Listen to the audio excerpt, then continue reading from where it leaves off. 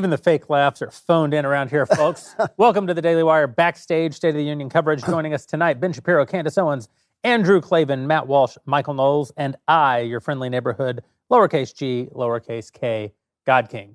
We're going to be watching the President of the United States here in 45 minutes, or probably more likely an hour and 45 minutes. Democrats are notoriously late for everything because they have no respect for anyone, and Joe Biden is no exception. I believe last week he was almost 90 minutes late to a speech, so who knows? We could be up all night.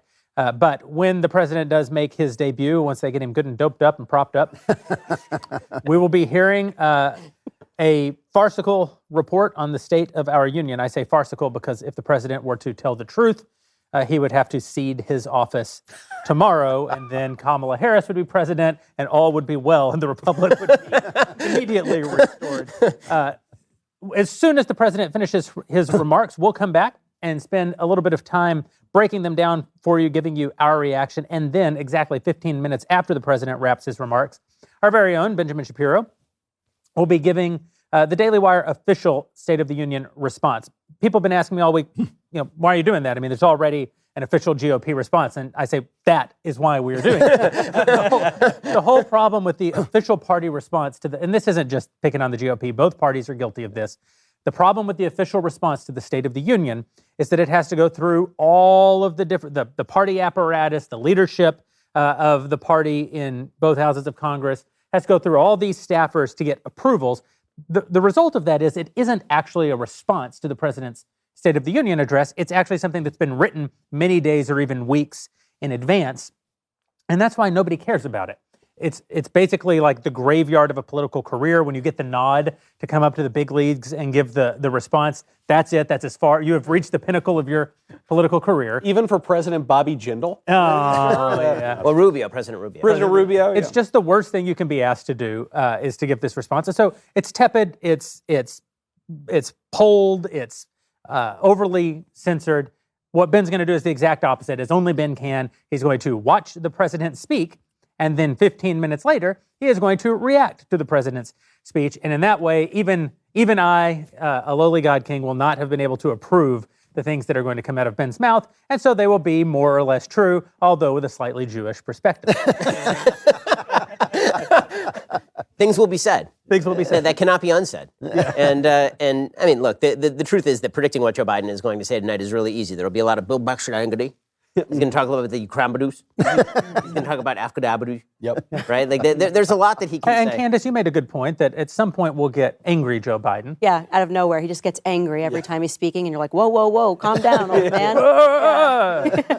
He's going to come out against cancer. That I'm excited about. Yep. They've announced that he's going to come out with his new initiative, which is to cure cancer. It's a very bold move on his part. Mm-hmm. I thought so too. Because the pro-cancer lobby will not like that at all. Big cancer. I wouldn't be surprised if some people in the GOP actually took that stance. We are pretty reactionary these days. Like, right-wing Twitter tonight is not going to be a place for anyone with something. What do you mean you're against cancer? What's wrong? He will misread. He'll actually read out loud the cues on the prompter at some point. Yeah. Applause. Yeah. I just want him to whisper. I love Pause. The sincere whisper. Well, Kamala Harris already gave a State of the Union address when she went off script yesterday and said, told her audience that you got what you asked for. And that's the State of the Union. People are getting what they asked for. good and hard. Good and hard. Democracy is the theory that people deserve what they want. You get it good and hard. That's right. Obviously, we don't need to say too much about it now because we're going to get a chance to react directly to it. But obviously, the State of the Union is complete disrepair. I mean, in my lifetime, our country has not been in this bad a predicament. I mean, Jimmy Carter was president when I was born, but it was toward the end. Like, you could see the light at the end of the tunnel. Jimmy Carter, I remember Carter. He was nowhere near this bad.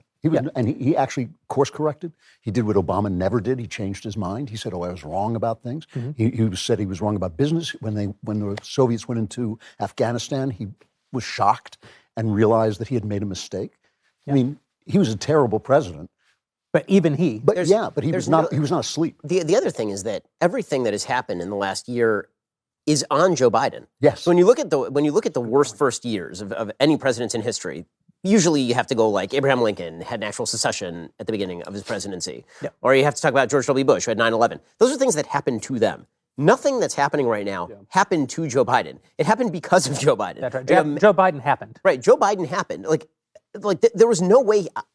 It is beyond imagining how he could have screwed things up this badly. Like when he came into office, you're like, there's no way he can screw this up. He's being given a vaccine. It works. He's going to be, he's given a distribution plan. He's giving an economy that's about to come back if he just gets the hell out of the way. He's been had the Abraham Accords in the Middle East. He's got Russia and China fairly in check. Things will be fine, right? I mean, all the old man has to do is do what he did during the campaign, go back down into the basement, drink Ensure, and go to sleep. That's all he has to do. Yeah. And somehow he managed to screw this thing up so badly. I was actually concerned when he ascended to the presidency that the Democrats would be undefeatable afterwards, because when you artificially shut down a roaring economy, it's going to come back. It's going to come back. Well, they are saying that now. They are saying he's the greatest jobs president ever, because when you lock everyone at home and then you let them go out, the numbers look pretty good. But the question I have for this State of the Union is, how does he get away with it? How does a man with a 37% approval rating, whose vice president has a 27% approval rating, who the highest rated member of his cabinet is Pete Buttigieg, has a 38% approval rating? It seems like people are so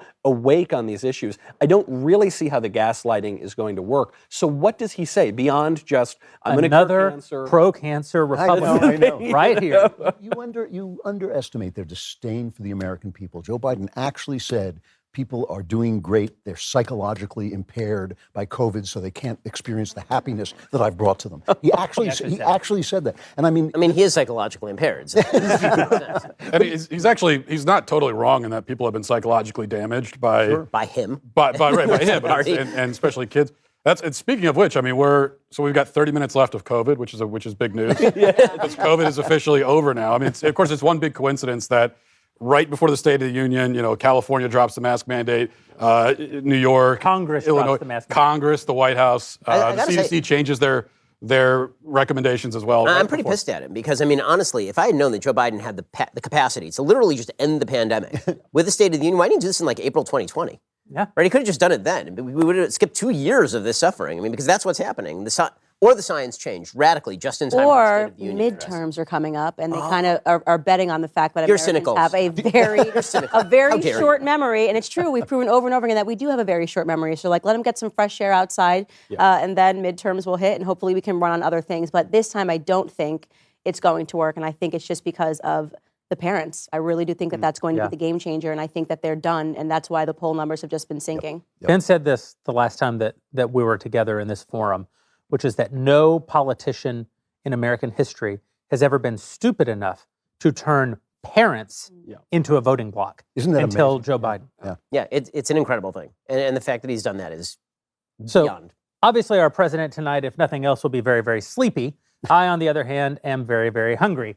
And that's because while inflation is out of control, and while we're seeing it more than ever at the grocery store, while prices are hitting all-time highs for meat and seafood, cooking and grilling at home used to be the way that you would save money, but with prices up nearly 20%, even that seems like a thing of the past. So if you, like me, are looking to save money without sacrificing quality of your food, you need to check out Good Ranchers. They deliver delicious American meat to your door, and right now they're offering an amazing deal.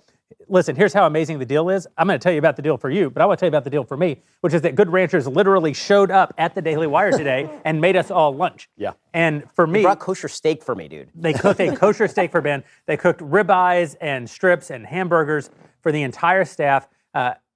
This stuff is good. It's excellent. It's absolutely fabulous. And right now, you can get $30 off of their already low prices if you visit goodranchers.com/backstage. You can do a one-time order or subscribe. Here's the amazing thing. If you subscribe, you get an additional $25 off on each box. Plus, when you subscribe, your price is fixed. It will never go up for the lifetime of your subscription. So you can actually lock in your grocery store price, not your grocery store price, but your grocery price today on meat by buying a subscription from Good Ranchers. That means, for as long as you're a subscriber, your meat budget is inflation-proof. All of your meals, inflation-proof. It's extremely convenient. It's easy to manage. You'll be torn between talking about how great the food is and how much you saved on getting it. Go over to goodranchers.com/backstage. Use promo code BACKSTAGE to enjoy your box of 100% American meat and your $30 savings. Order now. Combat inflation with Good Ranchers. American meat delivered to you. You honest to goodness, you're going to thank us for this recommendation. Like every single person who works here was thanking me today. I pay them every 2 weeks. I apologize for the horrible treatment they received at my hand, and they never once have said thank you. You give them one delicious Good Rancher steak, and it's, oh, the God King. Oh, we love you, the God King. Like, yeah, I know what you're in it for. So I want to take a minute. Obviously, we've talked about the president. We're going to talk a lot more about that throughout the course of the evening. We obviously have to talk about the situation taking place right now in Ukraine, and I want to get to that while Ben is still with us. He's going to have to leave a few minutes before the speech to begin mentally preparing for destroying the president with facts and logic. But before that, I want to take a minute while we're all together to remember our friend Andrew Breitbart. At 5:30 in the morning, 10 years ago today, when I was 33 years old, I got a phone call, and it woke me, of course, because I'm not awake at 5:30 in the morning, and it was Ben on my caller ID. And as soon as I saw the phone at 5:30 in the morning and saw Ben's name, I knew that this call was to let me know that Andrew Breitbart had died. Almost anyone who knew Andrew at that time knew the enormous burden that he was under, knew the enormous stress that he carried, knew that he had in some ways lost his joy in those last months because he was under such attack because of the pressure of being one of the earliest Twitter warriors, the pressure of the Shirley Sherrod sort of betrayals that he experienced on the right from some people who are friends of ours, but nevertheless a real betrayal that he suffered. Many of us had spoken to Andrew about his health, about the enormous burdens that he was carrying. That's why the people who knew Andrew well didn't actually fall for the kind of conspiracy theories about him being murdered by the left, because we all knew that Andrew was a very likely. In fact, our friend Bill Whittle and I took Andrew to dinner a few months, maybe 6 months before he died, and had what amounts to an intervention about his health. And I said, Andrew, you are going to have a heart attack and die. And that night or the next night, he had a heart attack. And he called me from the hospital and he said, hey, Jeremy, did you hear the news? And I was like, yeah, Andrew, I heard the news. He goes, you're a clairvoyant, like you're an actual prophet. And I said, yeah, it's true. I saw what no one could see except every other person. I said, have you learned anything? And he said, yeah, I've got to start eating better. And I was like, no, yes, but no, that's not the takeaway. It's this unbelievable burden, which is why of the many lessons there are to learn from our friend Andrew Breitbart, an unbelievable entrepreneur, an unbelievable happy warrior, an unbelievable fighter, and really in many ways began to teach the right to fight. It's that happy warrior thing, I think, that's so important. You know, he started off as happy warrior. He ended up with righteous indignation. He taught us both of those things, but we've latched onto the latter more than the former. And the former was his true superpower. I mean, you go back and watch Andrew rollerblading up to protesters and taking them to Applebee's. You go back and watch the greatest media moment in modern American political history when he took over the Anthony Weiner press conference in New York. This is a man so full of life and so full of joy for the fight. And because today I'm the age that he was on the day that he died, I've been thinking about him all week, knowing that this was coming. And I've just reflected on what a privilege it is for us to be alive in this place, in this time, and to get to fight this fight. And sometimes it begins to feel like a burden to us. Sometimes you feel like you're losing. Sometimes you bemoan the fact that we were born in a time that's hard and not a time that was easy. But what a privilege that we get to do this. And we should approach it with that same joy that Andrew approached it when we all got to know him and spent time with him. The thing that I remember about him most was his generosity. The way that he would just say, "Oh, here, Ben Shapiro. Here's Andrew Klavan. You want to meet him?" And people would hire us. He couldn't pay us when he started. Remember when he started Big Hollywood? I think I may have written the first article for Big Hollywood, and he couldn't pay you. So when PJTV hired me, he was like, "Go, get the money, take the money. You got to be paid for your work," because he couldn't pay you. And he introduced you to people. He never cared. I mean, he said to me once, I remember one of the last times I saw him, he said to me once, "Whatever doesn't kill me makes me more famous." Yeah, I've used that line before. And so he did care about the way he saw it, but he didn't feel like your fame took away from his fame. It was all bringing people together. The California movement, which has been really seminal until the Daily Wire left, was really the center of the conservative movement, is his. He created. That's right. And He did not introduce us directly, but we would not know each other without Andrew Breitbart. That's right. He did not introduce us directly, but we would not know each other without Andrew Breitbart. So Andrew was a hub. Right? There are certain people who are sort of the nodes in networks, and he was the hub of a network, and so everybody knew each other via Andrew. Andrew was also the most spontaneous and sweet human being. I mean, like the characterization of him in the media by the end of his life is that he was this monstrous, vicious brute who was mean to everybody, and everyone who knew him knew how not true this was. Yeah. And it hurt him, I think, on a really deep level to be seen that way because it was so contrary to how he was and who he was. And so when the media started calling him racist and when the media started suggesting that he was a bigot, and Andrew was the most tolerant person I've ever met. I mean, like wildly tolerant. And when people characterized him that way, he got so deeply hurt. He was there was a fundamental innocence about Andrew that I think was deeply marred by the process of a politics that when he first entered the movement, he thought, we're all brothers in this fight, right? We're all on the same side, and we're all fighting the good fight. And America, we all kind of want the same thing. We're just having different ways of getting there. And that's really how he approached things. And I think politics really, hit him square across the jaw a few times. And he responded correctly, aggressively, and angrily, and in defense of other people he thought were being bullied. And that was powerful, and it was good, and it was a good instinct. But it's also, if you don't protect yourself, it can really, really damage you. And I think that was... He was serious. He meant to fight for the country. And a lot of people, it's partly serious, but it's partly business. Yeah, no, that's right. And it's partly politics. I don't think he ever... He had no self-protective instinct. Yes. Andrew had no self-protective instinct. What Andrew Breitbart... He was barely even a conservative, right? Yeah. I mean, Andrew was a Hollywood left... He was the Clarence socially Thomas left guy. issue, right? It was the Clarence Thomas issue. It was Joe Biden. Joe Biden made Andrew Breitbart one of us. What Andrew loathed more than anything else was a bully. That's right. And the way that they responded to him was to bully him in a way that they had never bullied anyone up until that time. They came at the guy with such a vengeance, and I think that that's what shocked him. I've said this before on the one-year anniversary of his death, but it always merits repeating that Andrew had this singular gift that I've met a few very famous people who have this quality, but it's an incredibly rare quality where every person who met Andrew Breitbart felt that they were an intimate of him instantly. If you met Andrew, you were a 6. He would tell you on the day that you met him about his health problems, his dreams, this crazy thing that happened to him in the 3rd grade, like in an open book. Very generous, as you say, with himself. And people who are like that, everyone who meets them is their friend. The problem is it's very hard to ever get to 7. Because you started at 6, very few people ever get to 7. And I feel that I knew Andrew well enough to know how well I didn't know Andrew. That's exactly right. That's exactly right. I was very close to Andrew, but there was an inner circle, and the inner circle was basically his wife, his kids. That's right. His Larry. Orson, Larry, like Larry Solov, his business partner. There was this like very, very core group of people with whom he, I think, really was true intimate. Yes. But for a lot of other people, it was like I knew him for 10 years, and people who had met him for 5 minutes knew him about 98% as well as I knew Andrew. And that was his quality, that was his magic, but that was also, it made him kind of a lonely person because of that. Because if everybody is your friend, then you really don't have all that many friends. And again, I think it's because he on a fundamental level did not know how to guard himself. And, that sounds like a rip on Andrew, but it isn't. It's a quality. No, it's a quality. Yeah. He was such an innocent. It was the best thing about him. Like the way that we all met him is like just it's a perfect example of who he was. The way I met Andrew Breitbart is I was 17 years old and I was writing for the UCLA Daily Bruin. He lived in Westwood, and one day he picked up a copy of the UCLA Daily Bruin, and there's this crazy kid writing a very conservative column, and he emailed me. He said, I'm this guy who works at Drudge Report. Do you want to come out with me and get a burrito?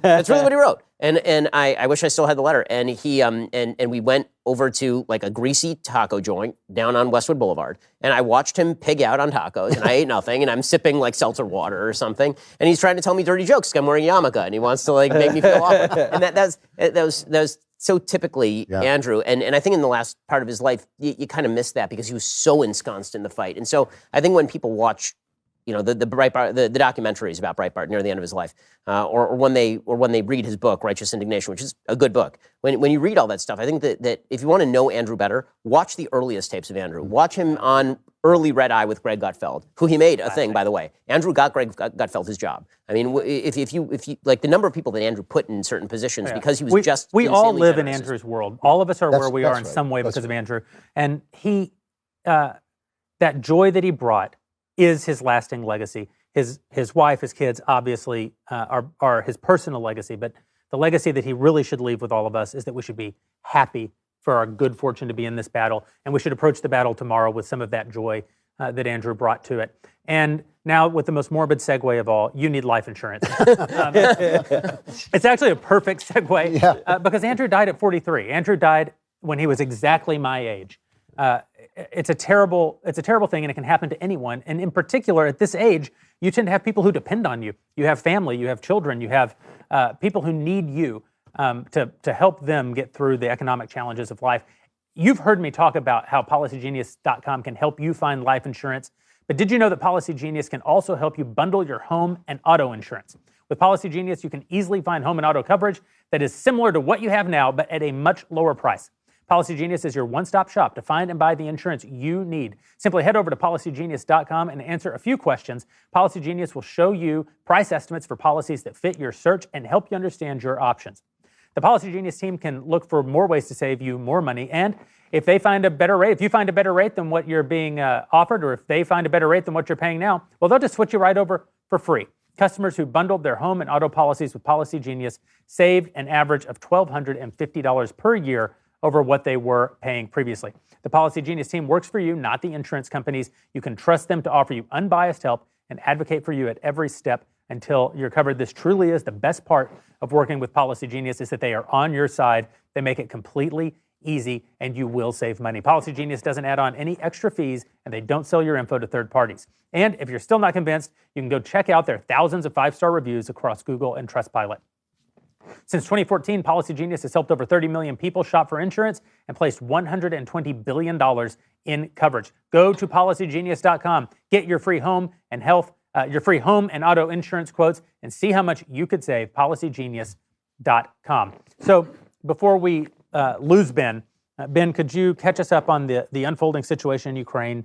What's happened in the last 5 days, the last 24 hours since 12 hours since the podcast this morning? Yeah, so I mean, about a week ago, 5 days ago, the Russian army invaded Ukraine. Unlike sort of prior invasions, they didn't bother to use Ukraine, a small country? In a small country in Europe. Okay. And then Russia's a big country on its borders. And when a big country goes into a small country, Could you speak that's more bad. slowly, please? Yeah, like the vice president of the United States. And so basically, Russia had been threatening for months that they were going to go into Ukraine. It was unclear how far they were going to go into Ukraine. I think that most people thought that they were going to solidify their grasp over what's called the Donbass region, which is a region of eastern Ukraine, which is largely Russian-speaking. They had already grabbed onto Crimea and essentially annexed it in 2014, and that had followed on their invasion of Georgia in 2008, which was met with very little world resistance. And so Putin had been making these sorts of noises. The Biden administration kept saying he's going to go into Ukraine. He's preparing for some sort of major military action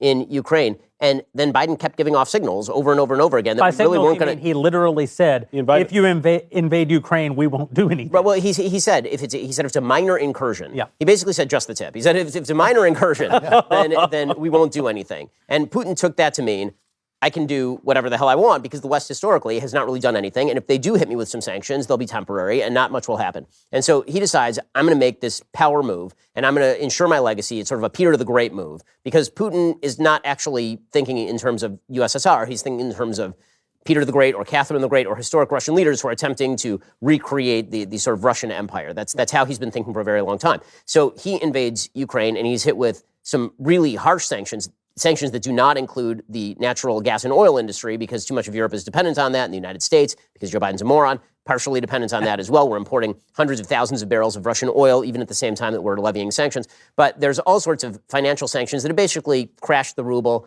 They've turned Russian bonds into meaningless pieces of paper. Their economy is completely shut down.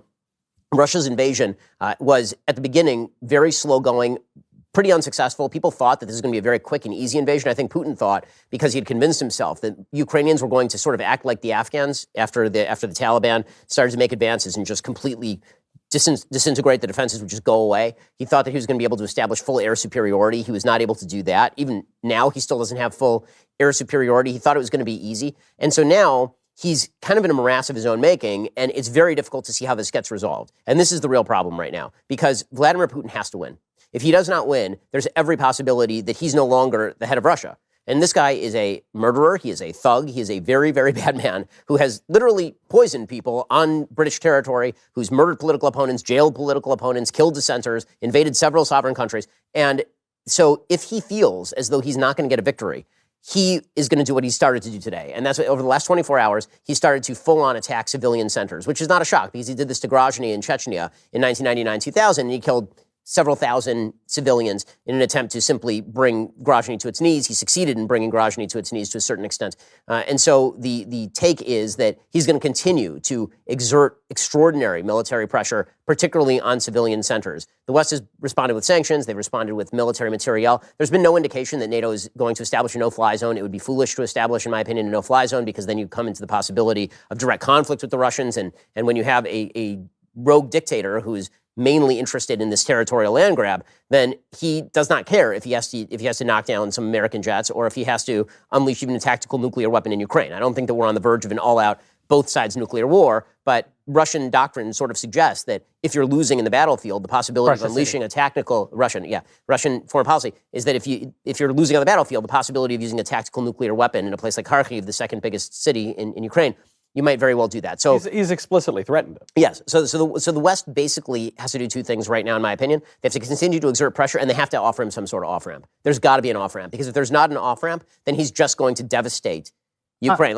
We can sit here and we can continue to pump up Zelensky. We can continue to pump up Ukraine.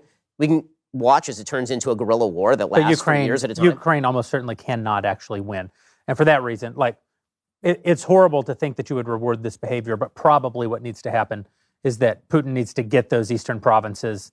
If he withdraws his troops, he can keep the eastern provinces. We have to let up some of the sanctions because there has to be a carrot as part of it. And then you have to make an overture to Zelensky, too, which is that if Putin withdraws and just takes those two provinces, then NATO can establish a temporary no-fly zone and start rearming Ukraine or something. I mean, it has to be that kind of nobody's going to... And what has to happen is a deal that no one is going to like. The only options here are deals that not everyone is going to like. Because the other alternative is that Putin is going to continue to insert hundreds of thousands of troops. That's right. He's going to establish complete air superiority, and he's going to bomb Ukraine into the ground. It is important to note that when you get to a situation like this, where all the choices are bad, it's because mistakes have been made along the way. Primary among them, the destruction, or at least the thwarting of the American energy industry that could have just essentially isolated Putin entirely. Well, and the green lighting of the Nord Stream 2 pipeline, which is there you Putin's go. pipeline, to cut out Ukraine for bringing his energy to Europe. And Joe Biden essentially gave it the green light. And the fact that Biden is not going to say in his speech tonight, he's not going to say, we're changing the energy policy. Right. It shows you that something is terribly wrong. Well, there's also the new world that's sort of being established on the back of this is not one I think a lot of people are going to like, because it's not just that Russia and China are very much aligned and they're both aligned with Iran.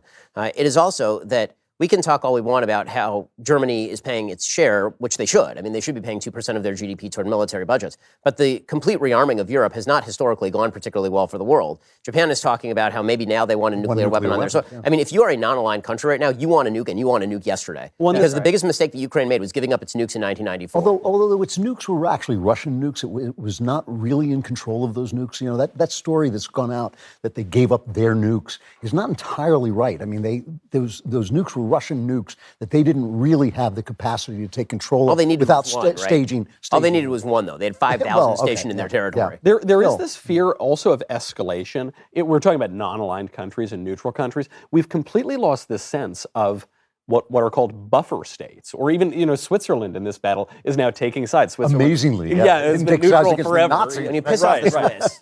And yet they're now signing on to Russian sanctions. And there is a fear that Ukraine has been a buffer state between Russia, a relatively strong power, and Europe and the West, a very strong power. And as Ukraine has had alternately more pro-Russian governments, alternately more pro-Western governments, this creates some tension. But now if Zelensky is trying to apply for EU membership and trying to accelerate that process, the European Parliament has voted to advance that. There will still be a long process.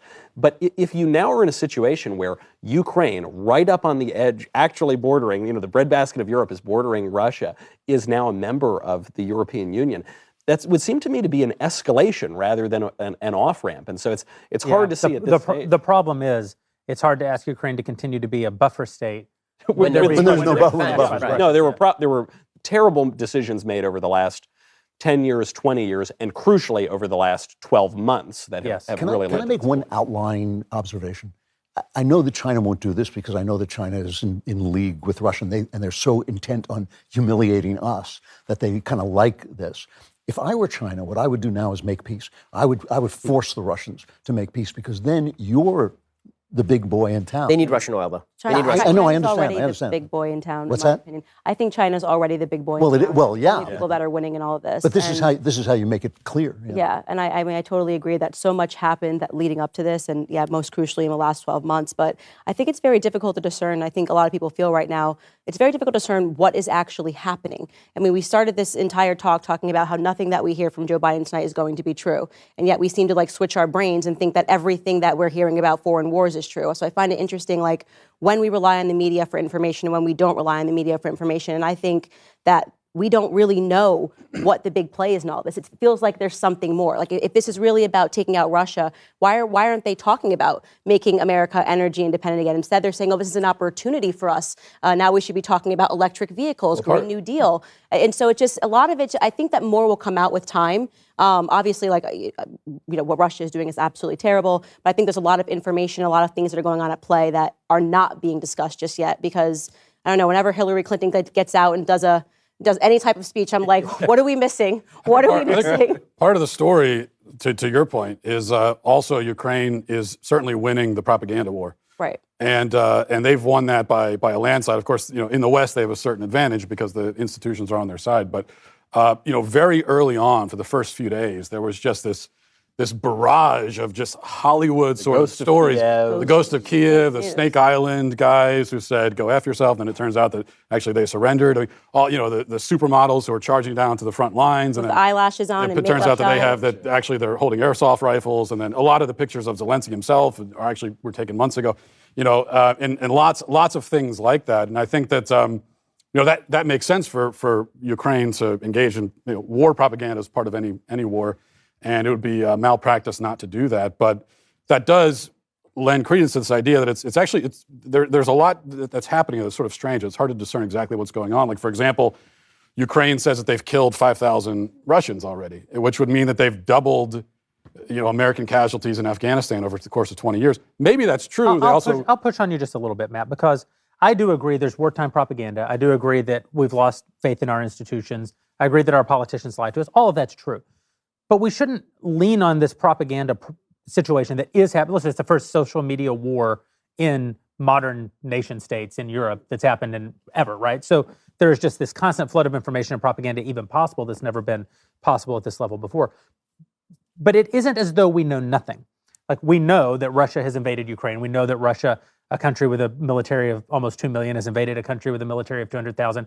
We know that invading a nation that doesn't want, a very small nation has been invaded by a we do know these things. We have photos from space of a 40-mile convoy, right? It's also true that America didn't lose very many people by any historic metric in the war on terror, because America is the only military on earth that can actually forward project power the way that we do. We've spent 10 times as much money as the rest of the world combined for 60 years on our military. The amount of capacity that America has is so enormous, and we were fighting in truly primitive lands. When you start talking about Russia and Ukraine, you are talking about a situation where people are hurling far less sophisticated weapons at people with far less sophisticated tactics. Do I think the Ukrainians have killed 5,000 people? I don't know, I suspect all that is propaganda, of course. But I do think that you can't compare losses in a war like this to losses in a war like America goes into Afghanistan and uses highly precision weapons, satellite-guided munitions, the best trained special operators ever to operate in human history. I agree with you. Against I agree with you. And I also, again, I don't blame. Of course, Ukraine's going to do this. It would be crazy not to, because they have to get the West on their side, which it already would have been anyway, obviously. But my only concern with the propaganda, and why I think it's important to, first of all, I think the truth is important. So we always have to discern truth from fiction. But also my personal overarching concern is the United States of America and us not getting sucked into this thing that could potentially be cataclysmic and result in thousands, if not millions, of American deaths. A border dispute that has existed for 1,000 years. Right. That for me is what I care about the most. And so the effect of the propaganda when lots of Americans buy into it is that their emotions get tied up in it. And then you start hearing more and more. And I know, the first day everyone was saying, well, no one is suggesting that Americans would get involved militarily. Fast forward a couple of days, and next thing you know, you have prominent members of Congress actually saying, You have one member of Congress and one member of the Senate. Right, but there's no serious move for there to even be a no-fly zone. Well, but that's, I came out on my show today and I said Jen Psaki was right. Also, prominent members of the media. I mean, there was Richard Engel yesterday who floated the idea that we go bomb Russian convoys. So yes, it always starts that way. First, they're saying no one's saying it, then a few people are saying it, and then you look at the polling data, and more Americans are saying, well, maybe we should get involved in this. And that's just my concern. Fast forward another week, another 2 weeks. Do people get swept up? I want to add to that. I think that your point is obviously well taken, and the war fever is a real thing, and it does really happen to people. But this is, when I go to New York and I say to my friends and relatives, crime is really up, they frequently say to me, not in my neighborhood. I say, your neighborhood is 3 blocks away from that neighborhood. The world we're living in is a very, very small world. This is actually on the border of Europe. This is actually on the border of Poland. This is on the place where wars begin. And, there is a point at which even knowing that a war would be disastrous, you have no other choice. And that's the place that's the thing you're trying to avoid right now. Ben is absolutely right when he says we don't want a no-fly zone because we don't want our pilots facing their pilots in the sky. But at the same time, sanctions have historically not had the kind of effect we want. And so I really think that this is a moment. Germany gets this, oddly enough. Germany gets this. This is a moment when you change your policy. This is the moment when you change the way you run your country. And Joe Biden is not up to that task. Right. And that means that we're going to need the people to be up to that task in a very decisive way, and it's difficult because you're right. There is a way out of this, though, I think, and it's been part of the battle of the last 10 years. There was an article in CBS News just came out today over the real problem of the war is the war within the war, the transgender Ukrainians. This was my favorite article. Yes, they're not allowed out because they're men and they're supposed to fight to defend their country. And so... Right, when they say women and children first, they're like... No, I'm identifying today. And so what this, I think, will remind a lot of liberals is that Ukraine is not your toy. Ukraine is not this magical, mythical place that we've just decided is a liberal Western democracy with transgenderism and pride parades. Ukraine is its own nation with its own interests and its own culture and its own way of viewing the world. And I think it was a mistake for Ukraine to cozy up too much to NATO and to the European Union. I think it was a mistake for Western governments to support that with money and with propaganda in 2013 and 2014. I think what's probably most likely is, as you say, Putin's got to win. Putin's got to have some kind of win here. And I don't think the win is that Vladimir Putin is going to sit in Kiev and run that country himself. I suspect what would happen is he will install some kind of puppet regime or some government that is more conducive to Russia's interests. And that's what we had before 2014, and it's probably what we're going to have after this. Only because the president's cabinet has begun entering the chamber. Ben Shapiro has to adjourn and go start working on his response to the State of the Union. And so, Ben, go forth. Many thanks to you, and we'll Godspeed. And Gamba Damba Sambadu. give I him want help. that to be your response. I do want to say the only thing I want to close out on Ukraine is it is true that war fever can lead to a war. Listen, the reason we don't want to enforce a no-fly zone is because we would decimate Russia. The entire Russian military couldn't stand up against the American military for a week. Yeah. That's actually why we don't want to enforce the no-fly zone, because we don't want to push Putin into a corner where nuclear weapons are his only option for inflicting damage on the West. But it is almost always historically weakness that leads to major conflict. The Second World War was created by the weakness of the West. And so we can't simply take the position we don't want America engaged in foreign conflict. The end of American hegemony dramatically increases the chances of global conflict. American hegemony has kept the peace for 60 years. Nuclear weapons have kept the peace for 60 years. The end of American hegemony will lead to the proliferation of weapons of mass destruction into the hands of nations that care less and less and less about how those weapons get used. We have to be strong. Our foreign policy has to be strong. This is the fundamental failure of Joe Biden. We are in this situation today because of the weakness of Joe Biden, the literal goading by Joe Biden of Vladimir Putin over the last 12 months. We have to have strength in the White House. And if we don't have strength in the White House, global conflict is inevitable. peace has only ever been maintained in the 20th century and 21st century thus far by American peace. With that said, you may be wondering, Jeremy, why are you grouchy? Why do you have bags under your eyes? Why don't you ever let anyone else get a word in edgewise? And that, my friends, is because I am tired. And I am tired because, unlike every other person on the panel, I do not have a Helix Sleep mattress. We talked about this. I do want to give some credit to Helix Sleep.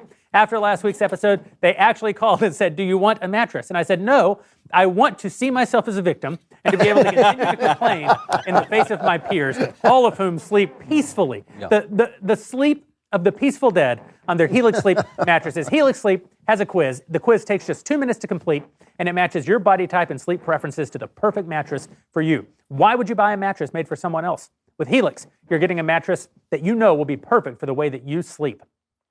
Everybody is unique, and Helix knows that. So they have several different mattress models to choose from. They have soft, medium, and firm mattresses. They have mattresses that are good for cooling you down if you sleep hot, mattresses that are great for spinal alignment and to prevent morning aches and pains. They even have a Helix Plus mattress for plus-size sleepers. So if you're looking for a mattress, you take the quiz, you order the mattress that you're matched to, and the mattress comes directly to your door, shipped for free. You don't ever need to go to a mattress store again.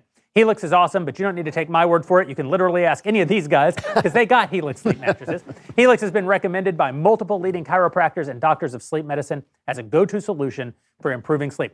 Go over to helixsleep.com/backstage. Take their 2-minute sleep quiz. They'll match you to a custom mattress that will give you the best sleep of your life. Don't be like me, cranky, groggy, unpleasant.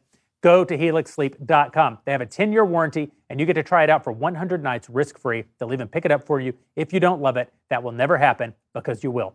Right now, Helix is offering up to $200 off all mattress orders and 2 free pillows for our listeners. helixsleep.com/backstage. helixsleep.com/backstage. We are drawing near to the moment where everyone realized that Joe Biden is supposed to be here, and he is not yet here. We see Dr. Jill Biden walking into the chamber right now and taking her seat. Soon the president, in theory, will join us for what I'm sure will be a riveting discussion about the state of our union. Candace, what are we going to get tonight? Not much. Not much. Listen, at least I think her dress is lovely. I think that's about the only thing I'm going to say tonight that's going to be a compliment. I still think it's torturous to make us sit here and watch 45 minutes. You know, the good thing is if anything goes wrong with the president on the podium, they can say, is there a doctor in the house? And Joe Biden, don't worry, I'm here. Let me at him. You're a terrible That's human just being. not nice. right. Yeah, it wasn't a very kind thing. Mm-hmm. Drew, how many of these have you lived through? Oh my God, 150. I remember George Washington. George Washington just sent a letter. I It was appreciated nice. that. Yeah. He used to say thank you. Every president should send a letter. I think I've told you guys one of the moments that really struck me during Obama's first year in office is he gave a speech, not a State of the Union address. He had just been elected, but this is a new thing. It used to be that presidents gave their first State of the Union speech after they'd been in office for a year. Now they all give a speech to a joint session like a month after they come into office. And when Barack Obama walked up to the podium, he handed an envelope to the vice president and the Speaker of the House. And I realized how it's all pageantry. Yeah. Because the reason that presidents do that before a State of the Union is because the document that they hand to the vice president, who is the president of the Senate, and the Speaker of the House, who of course is the head of the House of Representatives, that is fulfilling the constitutional requirement that the president deliver a State of the Union address. Right. The speech is just fanfare and publicity. Yeah. And here Barack Obama was giving a speech that was not even the State of the Union, but he was fulfilling the sort of, in a vestigial way or in a symbolic way, he was handing, because they don't even know why they do the things that they do. It's a monarchical tradition. Of course it is. Yeah. But you know, the thing to remember about this is that the presidency is a kind of monarchical office. I mean, the point of the executive, you don't want a full-on monarch, but the framers of the Constitution created it to embody that kind of spirited part of the government, right? Remember those like Republican values they had, where like George Washington would get up and like put on like a coat and say, "Oh, he's acting like a king." Yeah. You know, I want that back. I want people to, these guys to just manage our resources. You know, I do wish that if you're going to have the fanfare, listen, I'm of Roman extraction. We have a certain appreciation for these things. I do wish they were good speeches. I mean, I remember Trump gave one or two good ones. A couple of good ones, yeah. Yeah, Reagan gave, I think, like one good one. Yeah. Clinton's, his were the worst. I mean, his went on and on. You do wish, though, if this is going to really embody the spirited aspect of your country, give a rousing speech, buddy. Why? I mean, especially since nobody listens to them. They lay out their agenda, and the Congress is like, well, Well, I'm thanking God, because if this had happened a week ago, they'd all be killing each other right now because they're not wearing masks. No, yeah. But but today, it's okay. They're still doing the social distancing, though, right? Is that? No, I think just no one showed up because there was a testing requirement. Is that right? So Rubio wouldn't show up. And Thomas Massey didn't show up. I had him on my show a couple of weeks ago. Massey, that's great. Yeah. He just said, I'm not showing up because I'm perfectly healthy and I don't need to submit to a test. He's one of the few good ones. He's great. He's great. He didn't sign that anti-lynching law, which was a total... Yeah. I think... here we go with the pro-lynching. The pro-lynch. Well, because lynching has to be illegal 3 times. It's already illegal twice. Now we got to make a law to make it illegal a 3rd time. Yeah, well, I just look and forward also to it never 4th happens, law. which is... Right, it never happens. It's happened once in the last, 40 years. I will tell you, though, as an Italian-American, the Italians were the victims of the Wait, you're an Italian. I don't know if you heard about that. Yeah. The Italians were the victims of the largest mass lynching in American history. That's right. And so it's a very pro-Italian legislation they passed. The other crazy thing, there was an academic study of the height of American lynching, which I don't know why this is a topic of conversation 70 years after lynching was a thing. Right. But during the height of roughly, 58-year period of American lynching from the late 19th to the early 20th centuries, there were an estimated 4,400 lynchings committed in the United States. That's a lot. It's a big problem. That's still a big 4,400. That is the number of people. That's actually slightly more than the number of people who were murdered in just a dozen American cities just last year.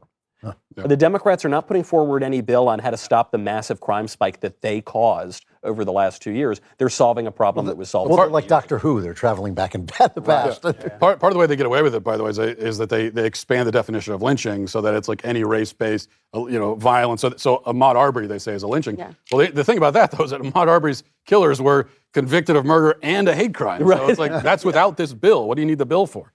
Another 30 years on top of the death penalty. I don't know. Right, yeah. That was the other thing about this anti-lynching law that they passed last night. It says that the maximum penalty for lynching is 30 years in prison. They've actually lessened the penalty for lynching. From death. Yeah. Right. I don't know. Call me a bleeding heart. I think it should be stiffer than that. I don't know. That's criminal justice reform right there. Yeah, I just love how proud they all are of themselves when they do something that's absolutely meaningless. Yeah. Why They just can't pat themselves hard enough on the back for their bravery. I think Joe Manchin has to answer for his hypocrisy. The guy calls himself a Democrat, and yet he voted against slaughtering children. I know. I mean, what the hell, Listen, buddy, be consistent. Yeah, really. Okay. You're a Democrat. Well, it is funny that in the very same night, they voted to pass historic anti-lynching legislation and also to lynch all the babies in America. And to kill the baby. No country on earth has a savage law like that. No other country allows babies to be killed. North Korea, China, and Canada. They did also try they tried to pass a law against hair discrimination, which didn't go through. But because this is a what? We know that people are racial minorities are protected just because they're racial minorities, but we also have to protect their heads as well because there's a specific type. Maybe have you experienced this, Candace? Hair discrimination against racial minorities. I've experienced it. What are you talking about? I don't think it means what you think. No, okay. I'm sorry. I can't say I've experienced hair discrimination, but we knew it was coming when they started talking about people having to wear their hair a certain way to swim and things like that. All of these sports rules they've now taken out of context, which we should really just be about keeping people safe on the court, like not having dreadlocks running around. Yeah. And now they've made it like it's racial and this is my heritage and it's actually not. So it's just it's There's ridiculous. a good heritage pun in there somewhere, right? There is. We'll find it by the end of this speech. Yeah, it'll give us something to think about. The president's up there droning on and on. I will say, I don't recall a State of the Union address this sparsely populated before. It's really remarkable. And this is voluntarily because before they did have social distancing last year, right? Last year wasn't a State of the Union address, right?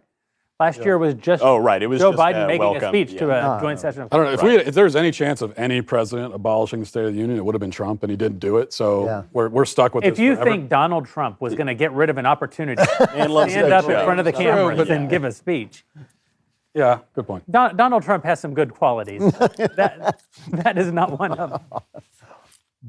The only thing that I was upset with Trump about, it's not that he didn't get rid of the State of the Union, which I never expected, but it said he didn't add pyrotechnics or like a bald eagle just swooping through. And the guy calls himself a showman. I know. Really? That's outrageous. Just hot babes, in swimsuits. Like what's The dance number. I will tell you, though, when he brought Rush and then gave him the medal during the State of the Union, that was showmanship. That was showmanship. The chances that President Biden does the same thing with Anthony Fauci tonight will really be something to see. The president is now entering the chamber to tepid applause from the handful of congressional leaders who are actually there.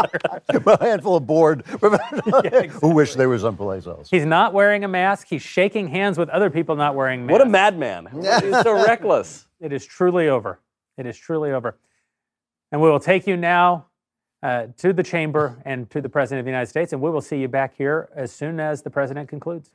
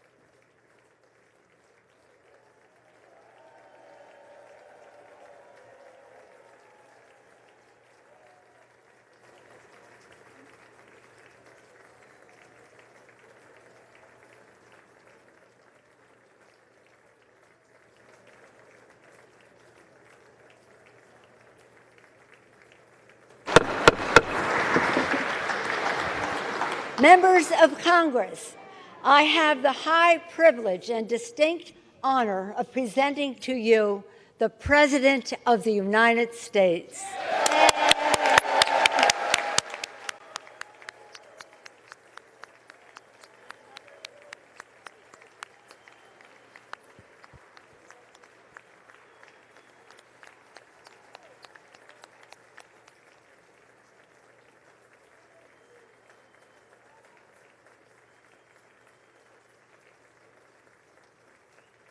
Thank you, thank you.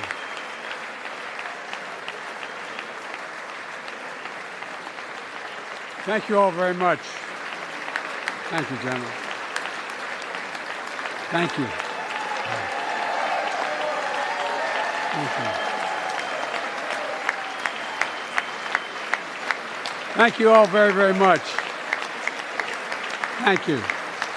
Please. Thank you so much.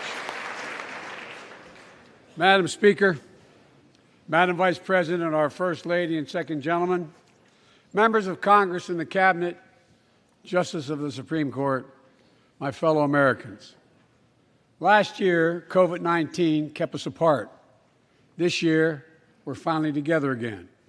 Tonight,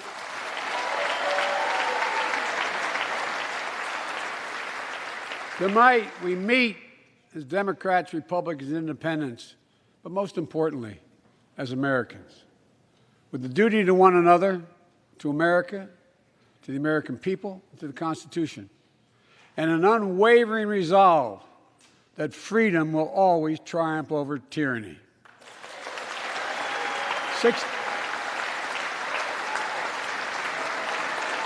Thank you.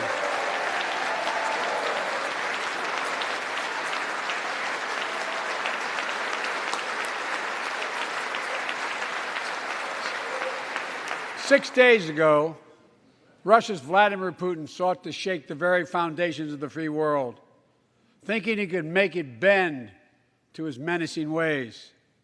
But he badly miscalculated.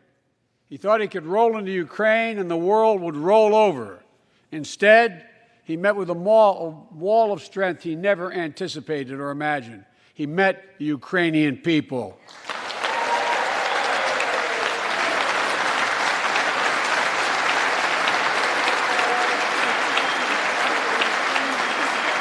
From President Zelensky to every Ukrainian, their fearlessness, their courage, their determination literally inspires the world. Groups of citizens blocking tanks with their bodies. Everyone from students to retirees to teachers turned soldiers defending their homeland. And in this struggle, President Zelensky said in his speech to the European Parliament, "Light will win over darkness." The Ukrainian ambassador to the United States is here tonight, sitting with the First Lady. Let each of us, if you're able to stand and send an unmistakable signal to the world of Ukraine. Thank you. Thank you, thank you, thank you.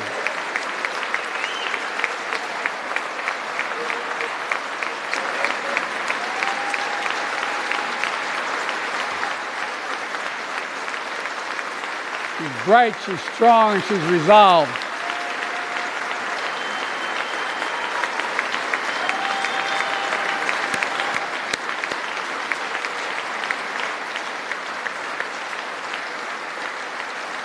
Yes, we, the United States of America, stand with the Ukrainian people. Throughout our history, we've learned this lesson. When dictators do not pay a price for their aggression, they cause more chaos. They keep moving, and the cost, the threats to America and America to the world keeps rising. That's why the NATO alliance was created, to secure peace and stability in Europe after World War II. The United States is a member, along with 29 other nations. It matters. American diplomacy matters. American resolve matters. Putin's latest attack on Ukraine was premeditated and totally unprovoked. He rejected repeated efforts at diplomacy. He thought the West and NATO wouldn't respond. He thought he could divide us at home, in this chamber, in this nation. He thought he could divide us in Europe as well. But Putin was wrong. We are ready. We are united, and that's what we did. We stayed united. We prepared extensively and carefully. We spent months building coalitions of other freedom-loving nations in Europe and the Americas, from America to the Asian and African continents, to confront Putin. Like many of you, I spent countless hours unifying our European allies. We shared with the world in advance what we knew Putin was planning and precisely how we would try to falsify and justify his aggression. We countered Russia's lies with the truth. And now that he's acted, the free world is holding him accountable, along with 27 members of the European Union, including France, Germany, Italy, as well as countries like the United Kingdom, Canada, Japan, Korea, Australia, New Zealand, and many others, even Switzerland, are inflicting pain on Russia and supporting the people of Ukraine. Putin is now isolated from the world more than he has ever been. Together,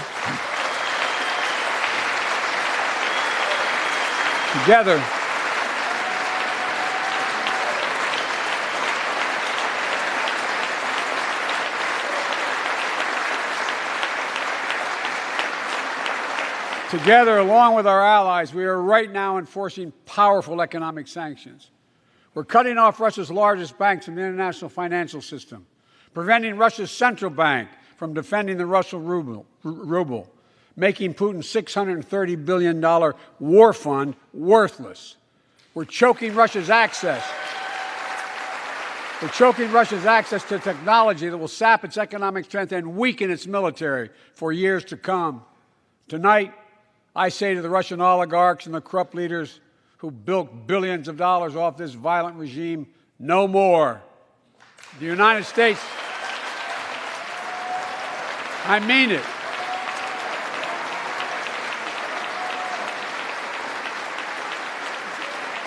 The United States Department of Justice is assembling a dedicated task force to go after the crimes of the Russian oligarchs. We're joining with European allies to find and seize their yachts, their luxury apartments, their private jets. We're coming for your ill-begotten gains. And tonight, I'm announcing that we will join our allies in closing off American airspace to all Russian flights, further isolating Russia and adding additional squeeze on their economy.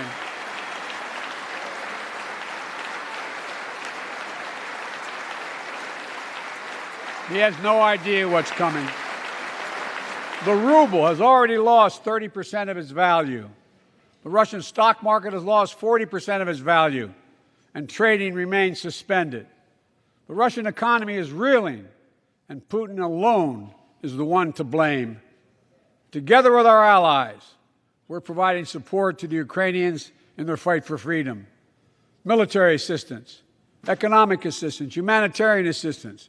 We're giving more than $1 billion of direct assistance to Ukraine, and will continue to aid the Ukrainian people as they defend their country and help ease their suffering.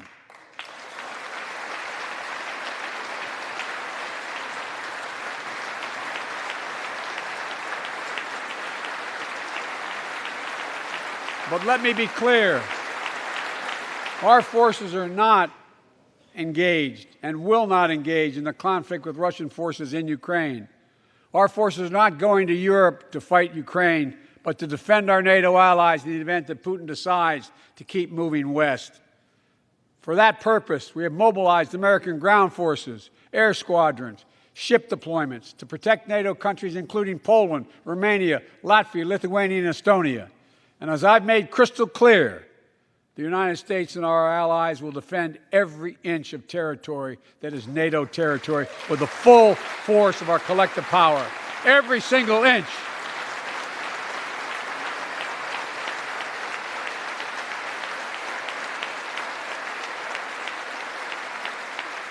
And we're clear-eyed. The Ukrainians are fighting back with pure courage. But the next few days, weeks, and months will be hard on them. Putin has unleashed violence and chaos.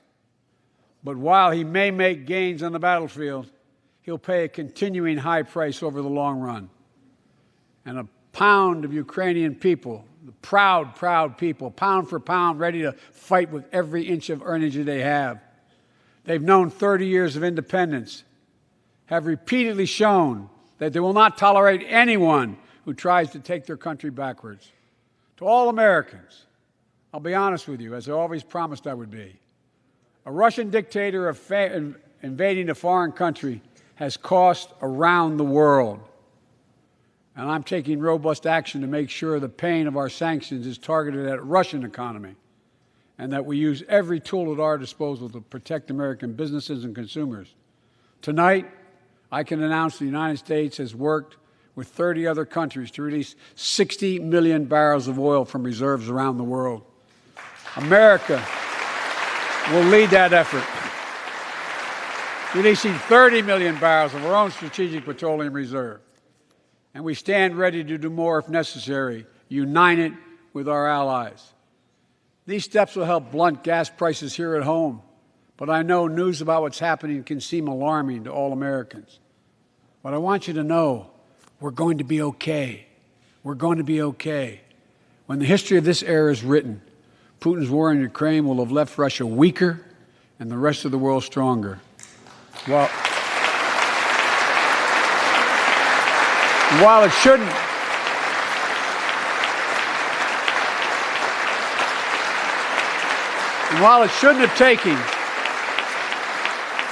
have taken something so terrible for people around the world to see what's at stake, now everyone sees it clearly. We see the unity among leaders of nations, a more unified Europe, a more unified West.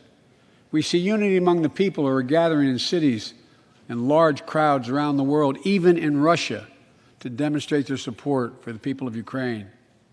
In the battle between democracy and autocracies, democracies are rising to the moment, and the world is clearly choosing the side of peace and security. This is the real test, and it's going to take time. So let us continue to draw inspiration from the iron will of the Ukrainian people To our fellow Ukrainian Americans who forged the deep bond that connects our two nations, we stand with you. We stand with you. Putin may circle Kyiv with tanks, but he'll never gain the hearts and souls of the Iranian people. He'll never extinguish their love of freedom, and he will never weaken the resolve of the free world.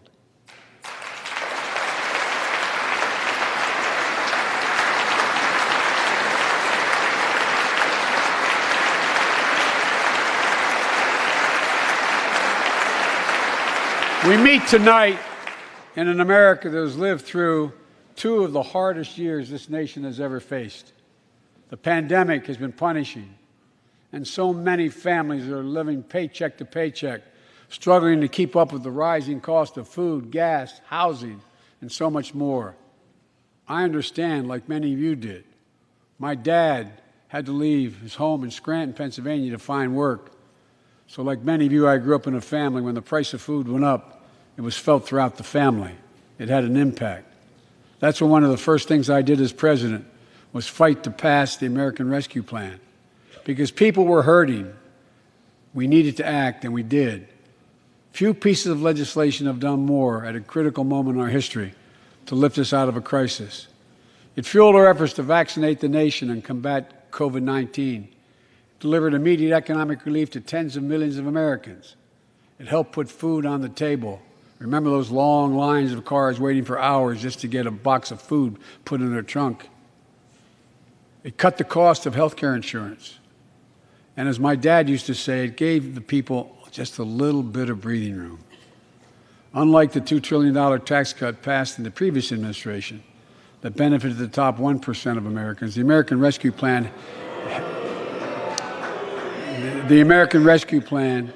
helped working people and left no one behind. Folks,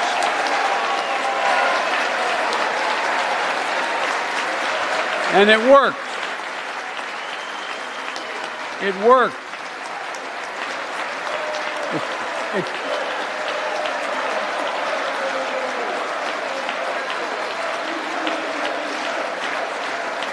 It worked.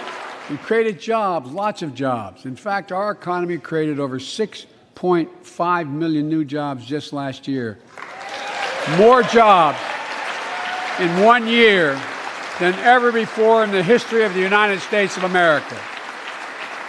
The economy grew at a rate of 5.7 last year, the strongest growth rate in 40 years.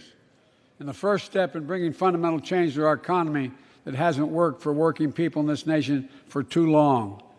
For the past 40 years, we were told that tax break for those at the top and benefits would trickle down and everyone would benefit. But that trickle-down theory led to a weaker economic growth, lower wages, bigger deficits, and a widening gap between the top and everyone else in nearly a century.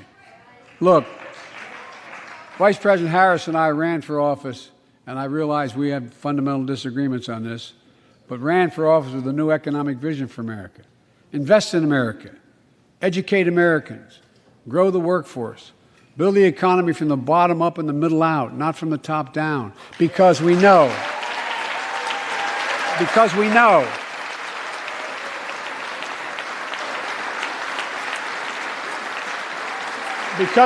when the middle class grows, the poor have a way up and the wealthy do very well. America used to have the best roads, bridges, and airports on earth, and now our infrastructure is ranked 13th in the world. We won't be able to compete for the jobs of the 21st century if we don't fix it. That's why it was so important to pass the bipartisan infrastructure law.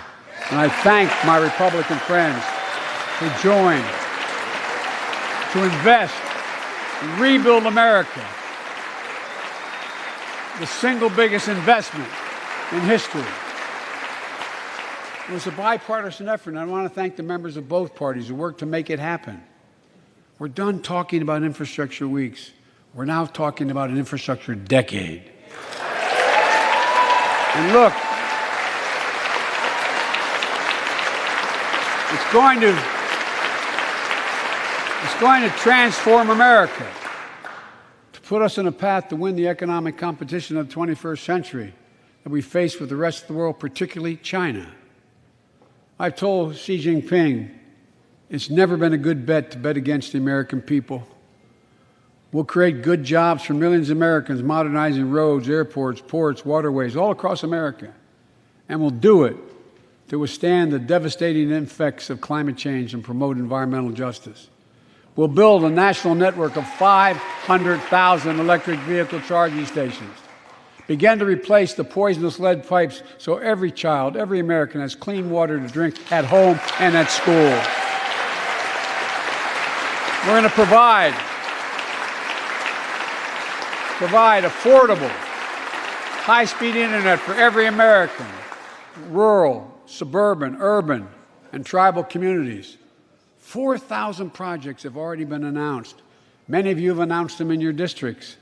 And tonight, I'm announcing that this year, we will start fixing over 65,000 miles of highway and 1,500 bridges in disrepair. And folks,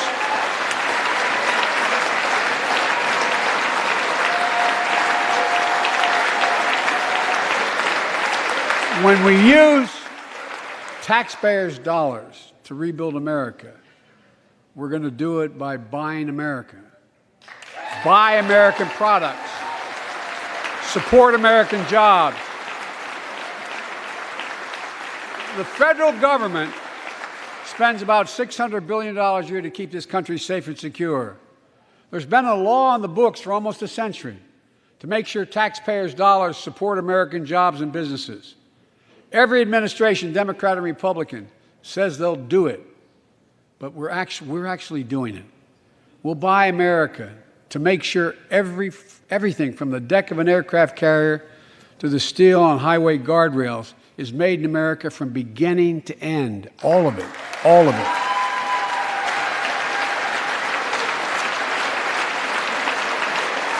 But folks, to compete for the jobs of the future, we also need a level playing field with China and other competitors. That's why it's so important to pass the Bipartisan Innovation Act sitting in Congress that will make record investments in emerging technologies and American manufacturing. We used to invest almost 2% of our GDP in research and development. We don't now. China is. Let me give you one example why it's so important to pass. If you travel 20 miles east of Columbus, Ohio, you'll find 1,000 empty acres of land. It won't look like much, but if you stop and look closely, you'll see a field of dreams, the ground on which America's future will be built. That's where Intel, the American company that helped build Silicon Valley, is going to build a $20 billion semiconductor megasite, up to 8 state-of-the-art factories in one place, 10,000 new jobs. And in those factories, the average job about $135,000 a year. Some of the most sophisticated manufacturing in the world to make computer chips the size of a fingertip that power the world in everyday lives, from smartphones, technology, the internet, technology that's yet to be invented. But that's just the beginning. Intel CEO Pat Gelsinger, who is here tonight, I don't know where Pat is. Pat, there you go, Pat, stand up.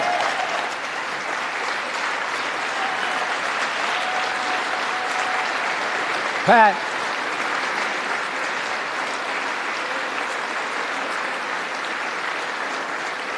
came to see me, and he told me they're ready to increase their investment from $20 billion to $100 billion. That would be the biggest investment in manufacturing in American history. And all they're waiting for is for you to pass this bill. So let's not wait any longer. Send it to my desk, I'll sign it, and we'll really take off in a big way. And folks, Intel is not alone. There's something happening in America. Just look around and you'll see an amazing story. The rebirth of pride that comes from stamping products made in America. The revitalization of American manufacturing. Companies are choosing to build new factories here when just a few years ago they would have gone overseas. That's what's happening. Ford is investing $11 billion in electric vehicles, creating 11,000 jobs across the country. GM is making the largest investment in its history, $7 billion to build electric vehicles, creating 4,000 jobs in Michigan. All told, 369,000 new manufacturing jobs were created in America last year alone. Folks,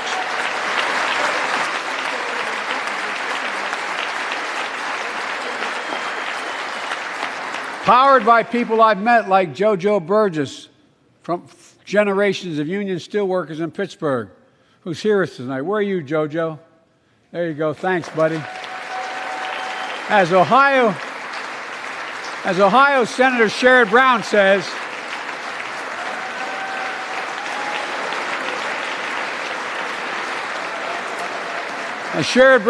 it's time to bury the label Rust Belt. It's time to see the what used to be called the Rust Belt become the home of a significant resurgence of manufacturing. And with all the bright spots in our economy, record job growth, higher wages, too many families are struggling to keep up with their bills. Inflation is robbing them of gains they thought otherwise they would be able to feel. I get it.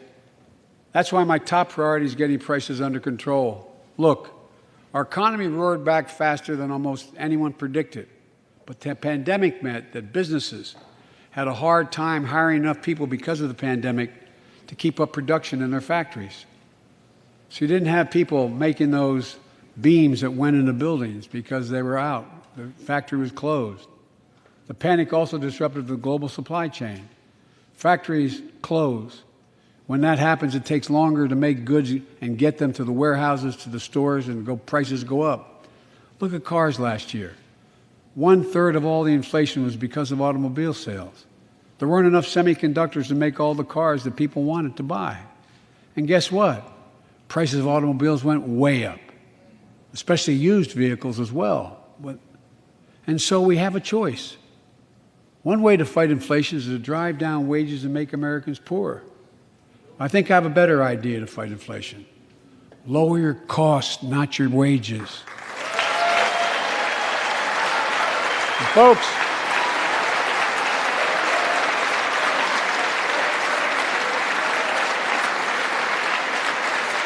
that means make more cars and semiconductors in America, more infrastructure and innovation in America, more goods moving faster and cheaper in America, more jobs where you can earn a good living in America.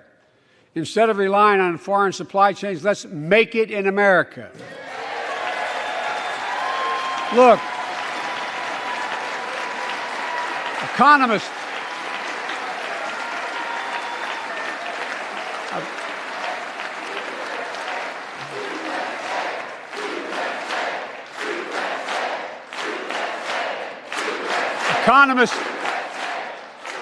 call this increasing the productive capacity of our economy. I call it building a better America. My plan to fight inflation will lower your costs and lower the deficit. 17 Nobel laureates in economics said my plan will ease long-term inflationary pressures. Top business leaders, and I believe most Americans, support the plan. And here's the plan. First, cut the cost of prescription drugs. We pay more for the same drug produced by the same company in America than any other country in the world. Just look at insulin. 1 in 10 Americans has diabetes. In Virginia, I met a 13-year-old boy, the handsome young man standing up there, Joshua Davis. He and his dad both have type 1 diabetes, which means they need insulin every single day. Insulin costs about $10 a vial to make. That's what it costs the pharmaceutical company. But drug companies charge families like Joshua and his dad up to 30 times that amount. I spoke with Joshua's mom. Imagine what it's like to look at your child who needs insulin to stay healthy and have no idea how in God's name you're going to be able to pay for it. What it does to your family, but what it does to your dignity, your ability to look your child in the eye, to be the parent you expect yourself to be. I really mean to think about that. That's what I think about. You know, yesterday, Joshua's here tonight, but yesterday was his birthday. Happy birthday, buddy, by the way. For Joshua and 200,000 other young people with type 1 diabetes, let's cap the cost of insulin at $35 a month so everyone can afford it. And drug companies will do very, very well, their profit margin.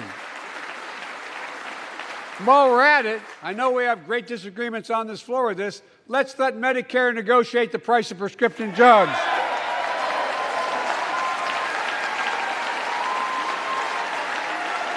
They already set the price for VA drugs. Look, the American Rescue Plan is helping millions of families with Affordable Care Act plans to save them $2,400 a year on their health premiums. Let's close the coverage gap and make these savings permanent. And second, let's cut energy costs for families, an average of $500 a year by combating climate change. Let's provide an investment tax credits to weatherize your home and your business, to be energy efficient and get a tax credit for it. Double America's clean energy production in solar, wind, and so much more. Lower the price of electric vehicles, saving another $80 a month that you're not going to have to pay at the pump. Folks,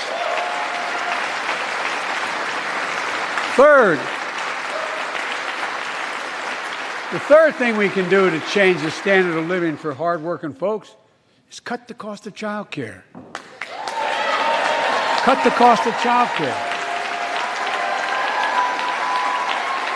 Folks, if you live in a major city in America, you pay up to $14,000 a year for child care per child. I was a single dad for 5 years, raising 2 kids. I had a lot of help, though. I had a mom, a dad, a brother, and a sister that really helped. But middle class and working folks shouldn't have to pay more than 7% of their income to care for the young children. My plan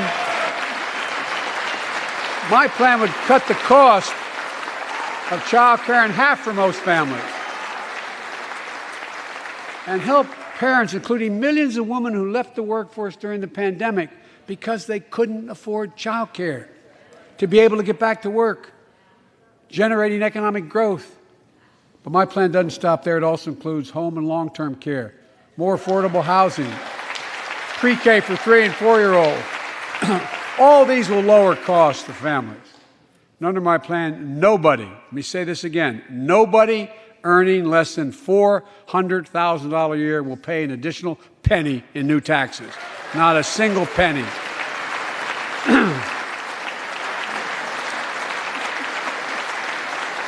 I may be wrong, but my guess is if we took a secret ballot in this floor, that we'd all agree that the present tax system ain't fair.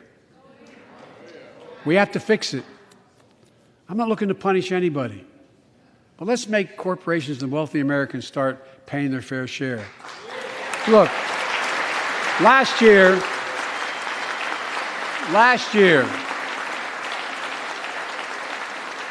and like Chris Coons and Tom Carper and my distinguished Congresswoman, we come from the land of corporate America. There are more corporations incorporated in America than every other state in America combined. And I still won 36 years in a row. The point is, even they understand they should pay just a fair share. Last year, 55 of the Fortune 500 companies earned $40 billion in profit and paid 0 in federal taxes. Now look, it's not fair. That's why I proposed a 15% minimum tax rate for corporations. We've got And that's why in the G7 and other meetings overseas, I was able to be somewhat helpful. 130 countries agree on a global minimum tax rate. So companies can't get out of paying their taxes at home by shipping jobs and factories overseas. It'll raise billions of dollars. That's why I propose closing loopholes for the very wealthy who pay a lower tax rate than a teacher and a firefighter. So that's my plan, but we'll go in more detail later. We will grow the economy, lower the cost of families. So what are we waiting for? Let's get this done. We all know we've got to make changes. Folks,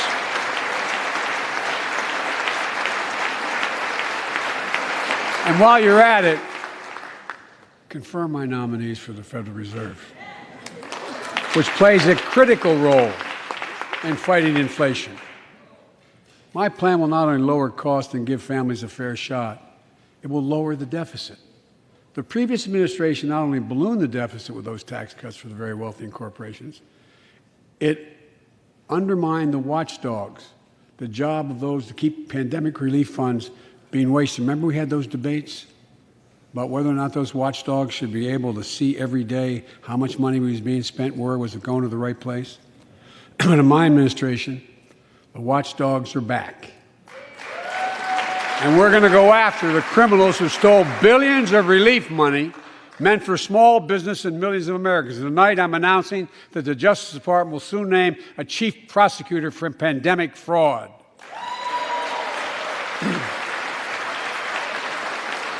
And look,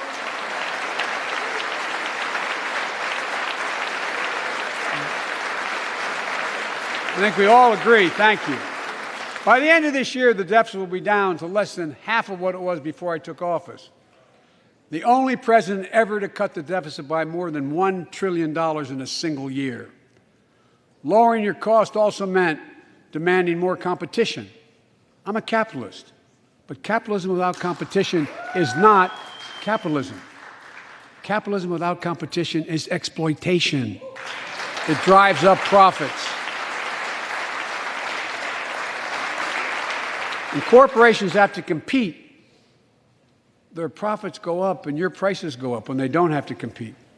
Small businesses and family farmers and ranchers, I need not tell some of my Republican friends from those states. Guess what? You got 4 basic meat packing facilities. That's it. You play with them or you don't get to play at all. And you pay a hell of a lot more. A hell of a lot more because there's only 4. See what's happening with ocean carriers moving goods in and out of America. During the pandemic, about half a dozen or less foreign-owned companies raised prices by as much as 1,000% and made record profits. Tonight, I'm announcing a crackdown on those companies overcharging American businesses and consumers. And folks,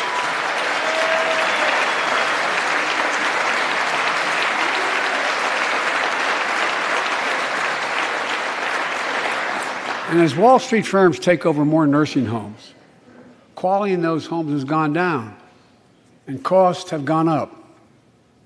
That ends on my watch. Medicare is going to set higher standards for nursing homes and make sure your loved ones get the care they deserve and that they inspect and they will look at closely. We're also going to cut costs to keep the economy going strong and giving workers a fair shot, provide more training and apprenticeships, hire them based on skills, not just their degrees. Let's pass the Paycheck Fairness Act and paid leave. Raise the minimum wage to $15 an hour and extend the child tax credit so no one has to raise a family in poverty. Let's increase Pell Grants, increase our historic support for HBCUs, and invest in what Jill, our First Lady who teaches full-time, calls America's best-kept secret, community colleges. Look, let's pass the PRO Act. When a majority of workers want to form a union, they shouldn't be able to be stopped. When we invest in our workers and we build an economy from the bottom up and the middle out together, we can do something we haven't done in a long time. Build a better America. For more than 2 years, COVID has impacted every decision in our lives and the life of this nation. And I know you're tired, frustrated, and exhausted. That doesn't even count the close to 1 million people who sit at a dining room table or a kitchen table and look at an empty chair because they lost somebody. But I also know this, because of the progress we've made, because of your resilience and the tools that we have been provided by this Congress, tonight I can say we're moving forward safely back to more normal routines. We've reached a new moment in the fight against COVID-19, where severe cases are down to a level not seen since July of last year. Just a few days ago, the Center for Disease Control and Prevention issued a new mask guidelines. Under the new guidelines, most Americans and most of the country can now go mask-free. And based on projections, more of the country will reach a point across the next couple of weeks. And thanks to the progress we've made in the past year, COVID-19 no longer need control our lives.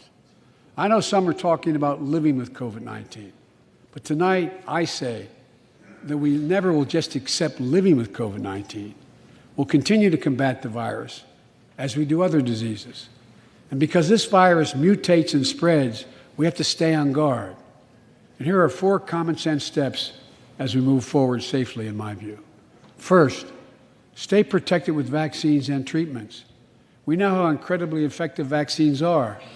If you're vaccinated and boosted, you have the highest degree of protection. We'll never give up on vaccinating more Americans. Now, I know parents with kids under 5 are eager to see their vaccines authorized for their children. Scientists are working hard to get that done. We'll be ready with plenty of vaccines if and when they do. We're all ready. We are also ready with antiviral treatments. If you get COVID-19, the Pfizer pill reduces your chances of ending up in the hospital by 90%. I've ordered more pills than anyone in the world has. Pfizer is working overtime to get us 1 million pills this month and more than double that next month. And now we're launching the Test to Treat initiative. So people can get tested at a pharmacy, and if they prove positive, receive the antiviral pills on the spot at no cost. And folks, if you're immunocompromised or have some other vulnerability, we have treatments and free high-quality masks. We're leaving no one behind or ignoring anyone's needs as we move forward. On testing, we've made hundreds of millions of tests available, and you can order them for free to your doorstep. And we've already ordered free tests. If you already ordered free tests tonight, I'm announcing you can order another group of tests. Go to covidtest.gov starting next week, and you can get more tests. Second, we must prepare for new variants. Over the past, we've gotten much better at detecting new variants. If necessary, we'll be able to develop new vaccines within 100 days instead of maybe months or years. And if Congress provides the funds we need, we'll have new stockpiles of tests, masks, pills ready if needed. I can't promise a new variant won't come, but I can promise you we'll do everything within our power to be ready if it does. Third,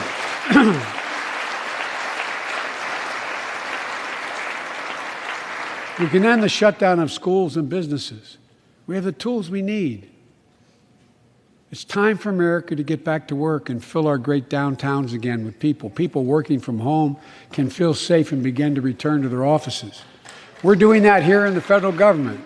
The vast majority of federal workers will once again work in person. Our schools are open. Let's keep it that way. Our kids need to be in school.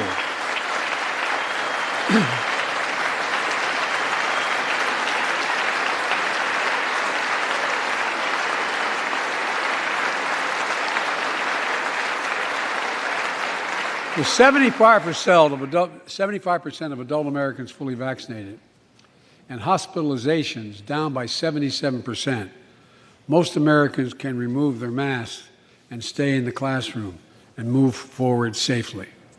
We achieved this because we provided free vaccines, treatments, tests, and masks. Of course, continuing this costs money, so I'll not surprise you. I'll be back to see you all. And I'm going to soon send a request to Congress The vast majority of Americans have used these tools and may want again. We may need them again. So I expect Congress, and I hope you'll pass that quickly. Fourth, we'll continue vaccinating the world. We've sent 475 million vaccine doses to 112 countries, more than any nation on earth. We won't stop because you can't build a wall high enough to keep out a vaccine. The vaccine can stop the spread of these diseases. You know, we've lost so much in COVID-19. Time with one another. The worst of all, much the loss of life. Let's use this moment to reset. So stop looking at COVID as a partisan dividing line. See it for what it is, a god-awful disease. Let's stop seeing each other as enemies and start seeing each other for who we are, fellow Americans. Look.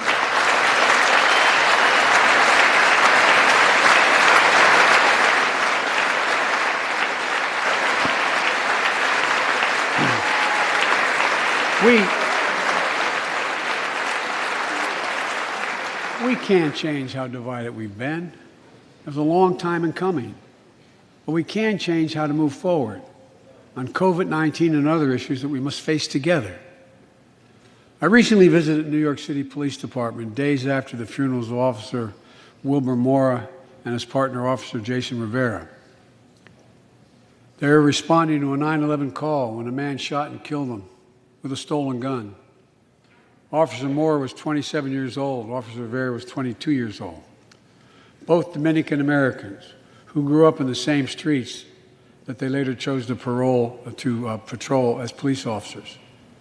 I spoke with their families, and I told them that we were forever in debt for their sacrifices and will carry on their mission to restore the trust and safety of every community deserves. Like some of you that have been around for a while, I've worked with you on these issues for a long time. I know what works. Investigating crime prevention and community policing, cops who walk the beat, who know the neighborhood, and who can restore trust and safety. Let's not abandon our streets or choose between safety and equal justice. Let's come together and protect our communities, restore trust, and hold law enforcement accountable. That's why the Justice Department has required body cameras, banned chokeholds, and restricted no-knock warrants for its officers. That's why the American Rescue Plan that you all provided $350 billion that cities, states, and counties can use to hire more police, invest in more proven strategies.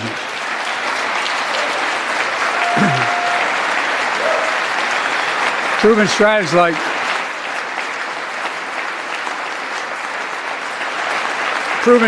like community violence interruption, trusted messengers, breaking the cycle of violence and trauma, and giving young people some hope.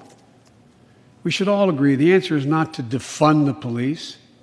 It's to fund the police. Fund them. Fund them.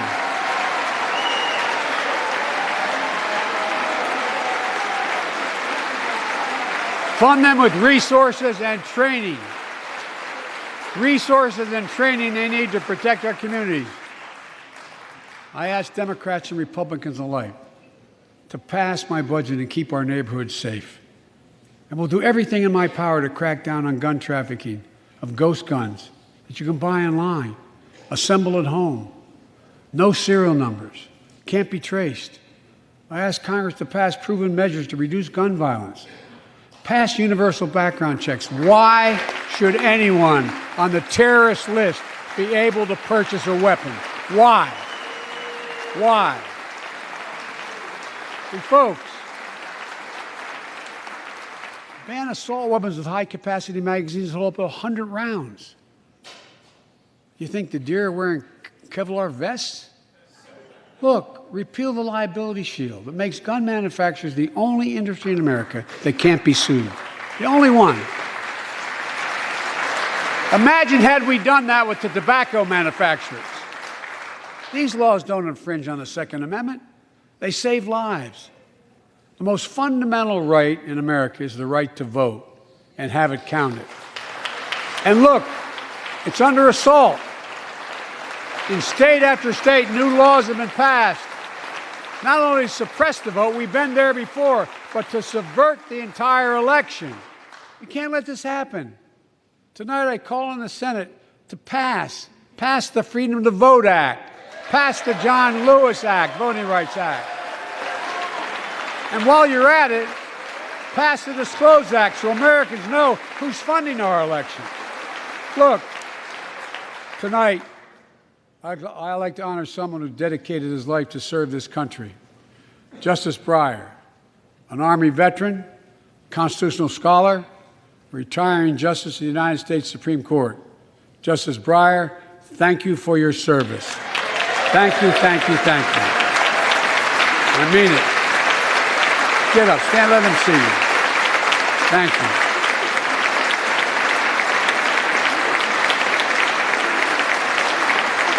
And we all know, no matter what your ideology, we all know one of the most serious constitutional responsibility a president has is nominating someone to serve on the United States Supreme Court.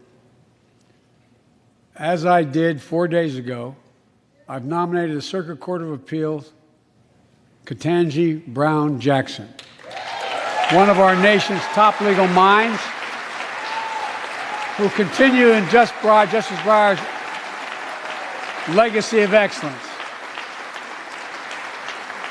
A former top litigator in private practice, a former federal public defender, from a family of public school educators and police officers. She's a consensus builder. Since she's been nominated, she's received a broad range of support, including the Fraternal Order of Police and former judges supported by Democrats and Republicans. Folks, if we're to advance liberty and justice, we need to secure our border and fix the immigration system.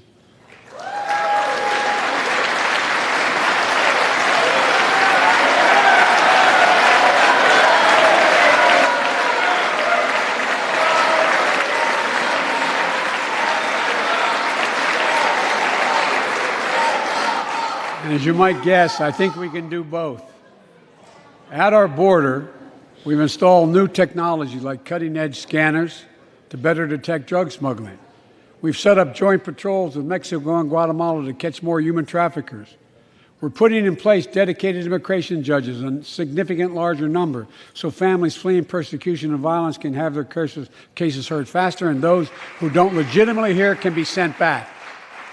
We're screening, we're securing commitments, and supporting partners in South and Central America to host more refugees and secure their own borders. We can do all this while keeping lit the torch of liberty that has led a generation of immigrants to this land, my forebears and many of yours. Provide a pathway to citizenship for dreamers, those with temporary status, farm workers, essential workers. Revise our laws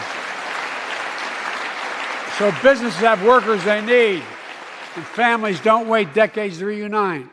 It's not only the right thing to do, it's economically smart thing to do.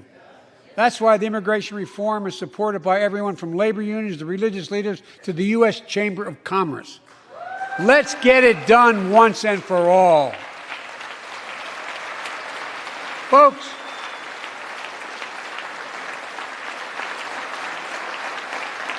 advancing liberty and justice also requires protecting the rights of women. The constitutional right affirmed by Roe v. Wade, standing precedent for half a century, is under attack as never before. If you want to go forward, not backwards, we must protect access to health care, preserve a woman's right to choose, and continue to advance maternal health care for all Americans. And folks, for our LGBTQ plus Americans, let's finally get the Bipartisan Equality Act to my desk. The onslaught of state laws targeting transgender Americans and their families, it's simply wrong. And I've said last year, especially to our younger transgender Americans, I'll always have your back as your president so you can be yourself and reach your God-given potential. Folks,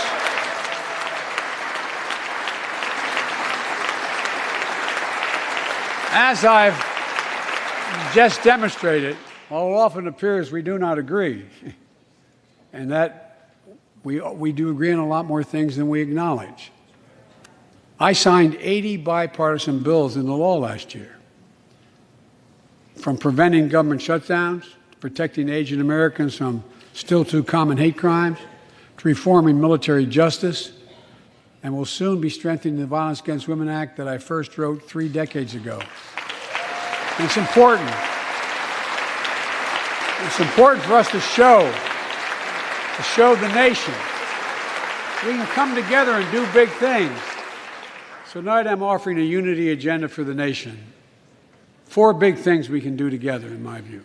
First, beat the opioid epidemic. There's so much we can do.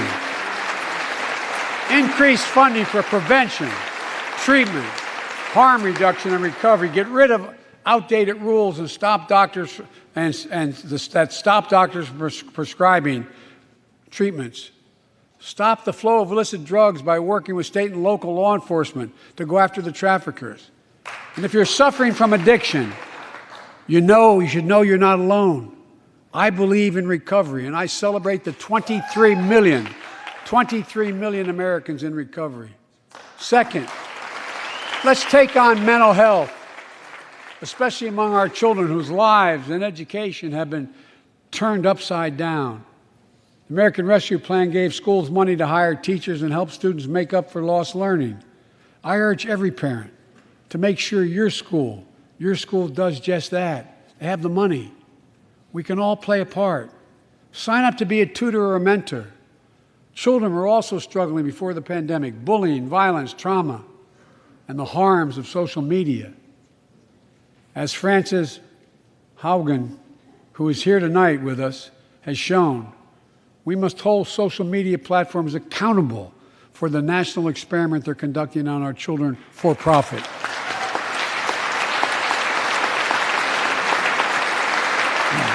Folks, thank you. Thank you for the courage you showed. It's time to strengthen privacy protections, ban targeted advertising to children, demand tech companies stop collecting personal data on our children, and let's get all Americans the mental health services they need. More people can turn for help and full parity between physical and mental health care if we treat it that way in our insurance. Look,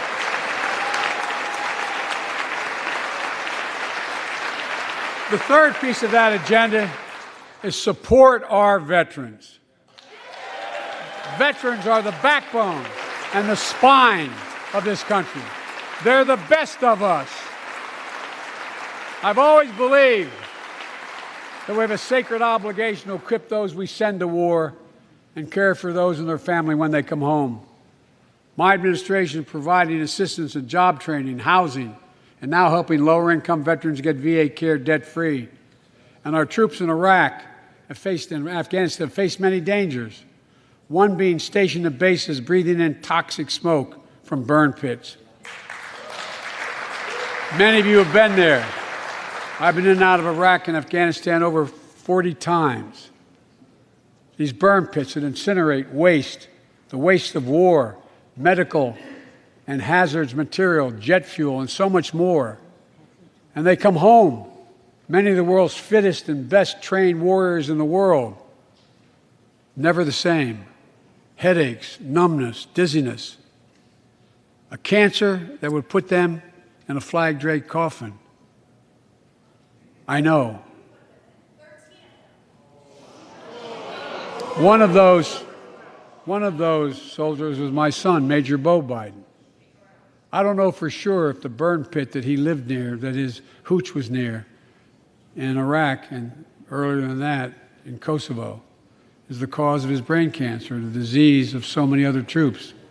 But I am committed to find out everything we can, committed to military families like Danielle Robinson from Ohio, the widow of Sergeant First Class Heath Robinson. He was born a soldier, Army National Guard, combat medic in Kosovo and Iraq, stationed near Baghdad, just yards from burn pits the size of football fields. Danielle is here with us tonight. They love going to Ohio State football games.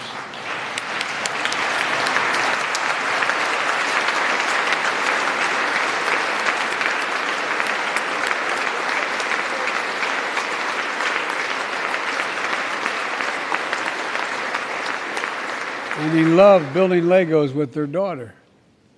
But cancer from prolonged exposure to burn pits ravaged Heath's lungs and body. Danielle says Heath was a fighter to the very end. He didn't know how to stop fighting, and neither did she. Through her pain, she found purpose to demand that we do better. Tonight, Danielle, we are going to do better. The VA is pioneering new ways of linking toxic exposure to disease, already helping more veterans get benefits. And tonight, I'm announcing we're expanding eligibility to veterans suffering from 9 respiratory cancers. I'm also calling on Congress to pass a law to make sure veterans devastated by toxic exposure in Iraq and Afghanistan finally get the benefits and the comprehensive health care they deserve.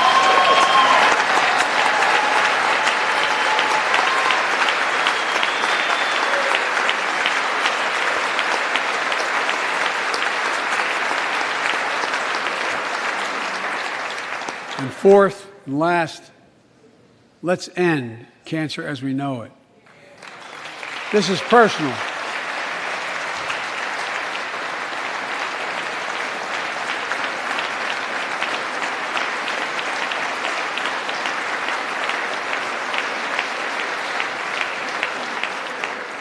This is personal to me and to Jill and to Kamala and so many of you. So many of you have lost someone you love. Husband, wife, son, daughter, mom, dad. Cancer is the #2 cause of death in America, second only to heart disease. Last month, I announced the plan to supercharge the cancer moonshot that President Obama asked me to lead 6 years ago. Our goal is to cut cancer death rates by at least 50% over the next 25 years, and I think we can do better than that. Turn cancers from death sentences into treatable diseases. More support for patients and their families. To get there, I call on Congress to fund what I called ARPA-H, Advanced Research Projects Agency for Health, patterned after DARPA and the Defense Department. Projects that led in DARPA to the internet, GPS, and so much more that make our forces more safer and be able to wage war with more clarity. ARPA will have a singular purpose: to drive breakthroughs in cancer, Alzheimer's and diabetes, and more. A unity agenda for the nation. We can do these things. It's within our power, and I don't see a partisan edge to any one of those 4 things. My fellow Americans, tonight we've gathered in this sacred space, a citadel of democracy, in this Capitol. Generation after generation of Americans have debated great questions amid great strife and have done great things. We fought for freedom, expanded liberty, debated totalitarianism and terror. We built the strongest, freest, and most prosperous nation the world has ever known. Now is the hour, our moment of responsibility, our test of resolve and conscience, of history itself. It is in this moment that our character of this generation is formed. Our purpose is found. Our future is forged. Well, I know this nation. We'll meet the test, protect freedom and liberty, expand fairness and opportunity, and we will save democracy. As hard as those times have been, I'm more optimistic about America today than I've been my whole life, because I see the future that's within our grasp, because I know there's simply nothing beyond our capacity. We're the only nation on earth that has always turned every crisis we've faced into an opportunity. The only nation that can be defined by a single word: possibilities. So on this night, on our 245th year as a nation, I've come to report on the state of the nation, the State of the Union. And my report is this: the State of the Union is strong because you, the American people, are strong. We are stronger today. We are stronger today than we were a year ago. And we'll be stronger a year from now than we are today. This is our moment to meet and overcome the challenges of our time. And we will, as one people, one America, the United States of America. God bless you all, and may God protect our troops. Thank you. Go get him.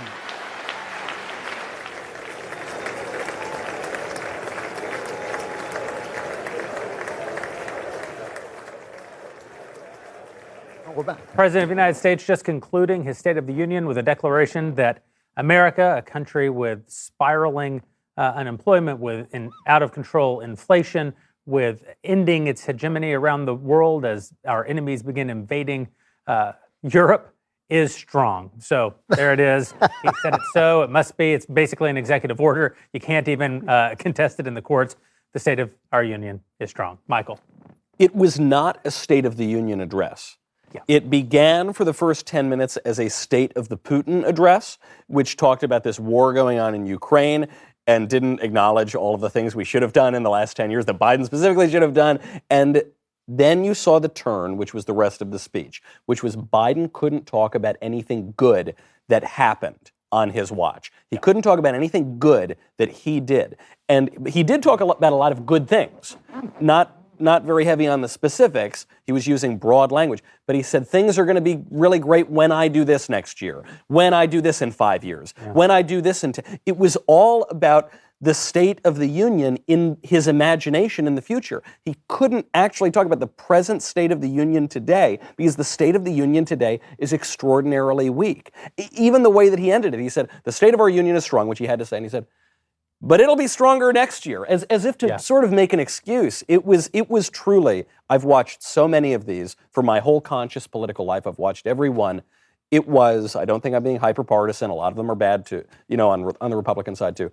It was the worst, saddest State of the Union I've ever seen. The State of the Union is strong, and it will be stronger next year is the most condemning statement I've ever heard.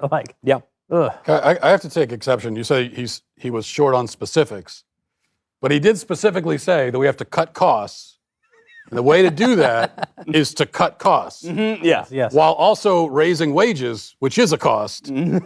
So I don't know exactly how that works. He also said, though, that we have to end unemployment by adding jobs. So I don't. Right. I think end unemployment by just not being unemployed anymore. Yeah. It's like Paris Hilton. Stop being poor. Right. You wear this shoe. Stop. And of course, he ends on the bold sort of anti-cancer stance, which after watching COVID spike to record highs under his watch, he's going to turn his magic touch now to cancer. So I'm a little disturbed by that. I thought that the most significant thing in that speech, if there's anything significant at all, which really, State of the Union there never is, but if there's anything significant, it was the entire Democrat Party admitting defeat on the defund the police movement, because after 2 years of trying to defund the police, Biden just called for funding the police and got a standing ovation from every Democrat in the room there. So this was, including Nancy Pelosi, every Democrat who specifically had said we should defund the police stood up to applaud funding the police. And because, of course, they actually, not only did they try to defund the police, but in many places they actually did, or at least they reduced the funding of police significantly, and we saw just total chaos ensue because of it. Right. And so this was a massive defeat for the Democrats, and but they get to celebrate their defeats with applause. That's the that's what magic of being a Democrat. Yeah. I have to say, first of all, I want to thank Jeremy, the God King, for providing this whiskey, because I've been drinking steadily throughout the show, and I'm still not drunk enough to have endured that State of the Union with the calm. No, what really struck me about it was the rank dishonesty. The defund the police was a perfect example. Don't defund the police, fund the police, and the same people who had called for defunding the police standing up. We're going to secure the borders. In what universe are we? The worst immigration crisis in American history. It's amazing in the last 12 months. And we talked for the first 20 minutes of the speech were about Russia. what did he say we were going to do? I mean, he said we were standing strong and we were standing together. But what exactly were we doing, and how did we get into that position? How are we going to change after telling us that Putin wasn't going to invade for years? When Putin did invade, why? What went wrong? And why weren't we changing our policies in that regard? I thought, frankly, when he said fund the police, I thought we were going to have to sedate Candace. I thought, I mean, but the rank dishonesty and the fact that it was an empty speech, a speech that really had nothing, provided nothing to confront the things that we're actually confronting: crime, inflation, weakness throughout the world. Those are the things that we're confronting, and everybody knows it. You can't tell people that their jobs are better or they have more money when they don't. They know they don't. So it's just, I don't know. It's almost an insult to sit and listen to a guy lie to you like that. Yeah. For 45 minutes. Candace? I totally agree. I mean, it's like, hey, Nancy Pelosi, if you wanted to dramatically rip up a speech based on the lies in it, this was your time. You actually missed your moment. Yeah. And I was saying to you as we were watching it, it actually makes you miss Obama, right? Because at least when Obama lied to your face, it sounded nice. He was a great orator, and you went, okay, nothing you said was true, but it made me feel so good when you lied, right? With Trump, you had the opposite, where it never sounded good, but he was actually telling you the truth. And with Biden, you get neither. It sounds horrible, and he's telling you nothing but lies. And it's frustrating because you know that it's so contingent on American ignorance. Like, this speech is something that has been dedicated to people that he views to be low information voters. Nothing he said made any sense, right? I mean, he talked about America, things are going to get cheaper when we bring the jobs back here and everything's made in America. That's actually just fundamentally not true, right? That's the whole reason why people are sending everything to China. And that's because of government policy.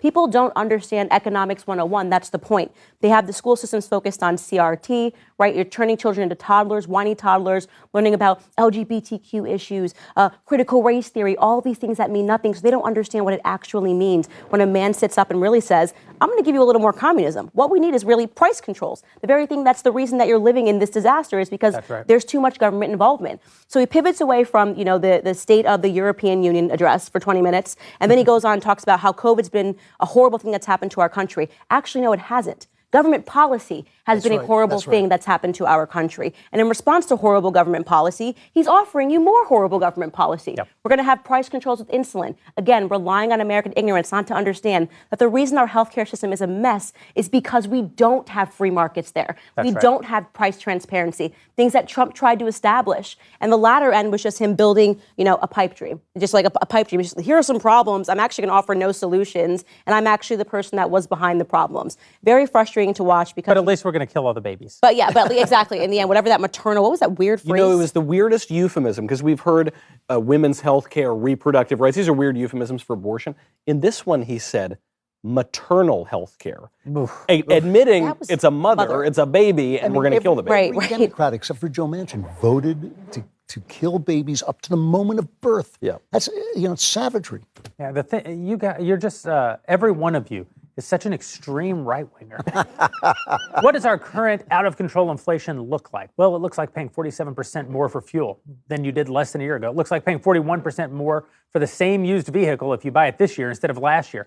It looks like paying almost 10% more to feed your family. It looks like every dollar in your savings is worth less than it was 1 year ago.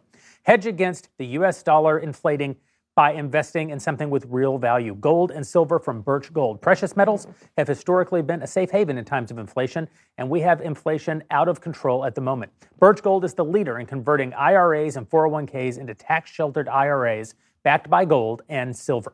With thousands of satisfied customers and an A-plus rating with the Better Business Bureau, Birch Gold can help you protect your savings. Just text Ben to 989898 to get a free info kit on gold. There's no obligation to get this info. Just text Ben again to 989898. Get your free info kit today from Birch Gold. We are just 7 minutes away from our very own Ben Shapiro giving his real State of the Union address, something you've never seen before, which is a response to the President's State of the Union address in real time, an actual reaction to what the President actually said, instead of a focus group tested, party committee approved boilerplate speech like we usually get, and we will get at some point tonight from some governor somewhere who will never achieve any higher office, because that's what happens when you give the official GOP response to the State of the Union address. So again, probably 7 minutes out from Ben giving his response. I a few things I noticed about the speech. One, it was actually quite short for a modern State of the Union address. It ran about an hour and 15 minutes. That's on the shorter side of what these things run. It's still and yet, Tuesday. It was interminable. It was so difficult to watch because the president said almost nothing. The entire speech was so hollow. It's difficult. I felt this about Biden from the very beginning. It's difficult to watch the Democrats prop up a man at this advanced stage of his life in the way that they do. We shouldn't. It's bad for society when people in this age demographic are running the world. It happens at moments of great global conflict. If you look back at the First World War, we were in a very similar situation. The people who were running Europe were all very advanced in age. That isn't a sign of a healthy, thriving civilization. It's one thing to say that we need adults in the room, that we need the wisdom of the ages to be present. We don't want impetuous, youthful people who haven't been shaped and seasoned by reality. But you also don't want people who are past their prime. You don't want people who don't have stakes in the game. It's very easy for an 80-year-old man to say that we're going to combat inflation by spending off all of our money. He will not be here to pay any of the consequences of these policies that he's foisting upon the American people. I think global conflict is upon us in particular because the boomers have been unwilling to move on from the stage. Biden's actually a pre-boomer. Yeah. I mean, not by much, but he's technically a pre-boomer. But the boomers, almost all of whom actually gave us all of this left progressivism, all this left movement since the Second World War, are now like people who hit a patch of ice, trying to grasp the will as hard as they can and turn against the the momentum. It's not fair to say they won't leave if we keep electing them, right? Well, they keep electing themselves. I mean, the beauty of the boomers is that they are the boomers. They're a very large demographic of people. And they didn't have many kids also. Yeah, they didn't have many kids, and their kids don't have many kids. So in one sense, I think they keep electing themselves. Because I completely agree with this, and especially now when technology is changing everything and the internet is changing everything. Yeah. You know, younger people understand it better. I would rather, I was watching the Super Bowl and you're watching these two young coaches go against each other using new techniques. That's what I want to see in government. I actually want to see. I'd rather have an impetuous young person in government today at this particular moment. The beauty is, even I'd settle for someone in their 60s. Yeah, exactly. Well, that's an impetuous young person. To me, that is an impetuous young person. Yeah. You know, I mean, seriously. On this point of the really sad, lethargic kind of aged room, the saddest part of the whole speech to me was when Biden made some stupid point, and then at the script that they were all following, they all stood up, the Democrats, and tried to chant USA as if they were Republicans who actually sincerely chant USA. So the Democrats who have told us now, not just for 12 months, but for decades, that America is evil. These are people who protest the American flag. KKK. Where was all that stuff? You know, he talked about transgenderism at the end, but where was all the woke garbage that they've been stuffing down our throats for years? It's a midterm year, Drew. I don't know if you know that. Exactly. November is coming it's up. Gone. Well, if it's gone, it's gone. If it's gone, announce. We are now rejecting everything we've told you for the last 20 years. That's what But not really. They're just saying stuff. They're just right? saying There's stuff. no policy he's implemented to change anything. He's just saying stuff. Yeah. The guy has a sub-35 approval rating, too. Nothing he said tonight will amount to anything. He has absolutely no political capital. And in a midterm election year, Congress is going to have no will to act on any of his agenda. So really, we just wasted an hour and a half of our lives and of your life. No, but we're engaging in political theater of the it's of the highest order, except the quality of it's quite low. You remember? That's all it is. Bill Clinton shows up to a State of the Union. What does he say? He says, the era of big government is over. Right. He says, I've heard the voters. I get it, guys. And he changes course. That was a significant moment. To your point, Candace, to what we've all been talking about, there was nothing significant here. What's the takeaway line? Nothing will change. Right. Nothing will change. Clinton's lack of integrity was the best thing about it. Yes, it was. Because he did change his mind, because he followed the voters. Yeah. So we're 2 minutes out from Ben Shapiro's real State of the Union, the first actual State of the Union rebuttal of our lifetimes.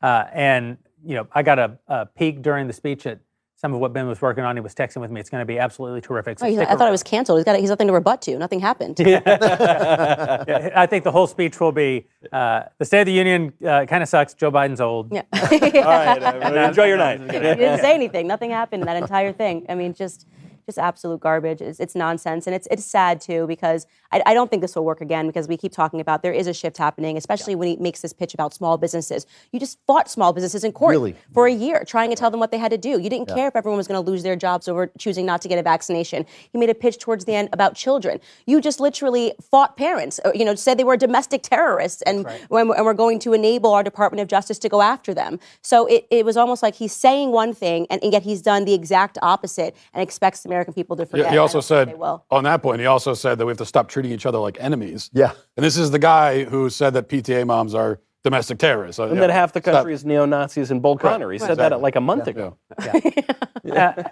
Every part of the speech in some way was fund the police, right? Every part of the speech was just going back on things that the same guy's been saying.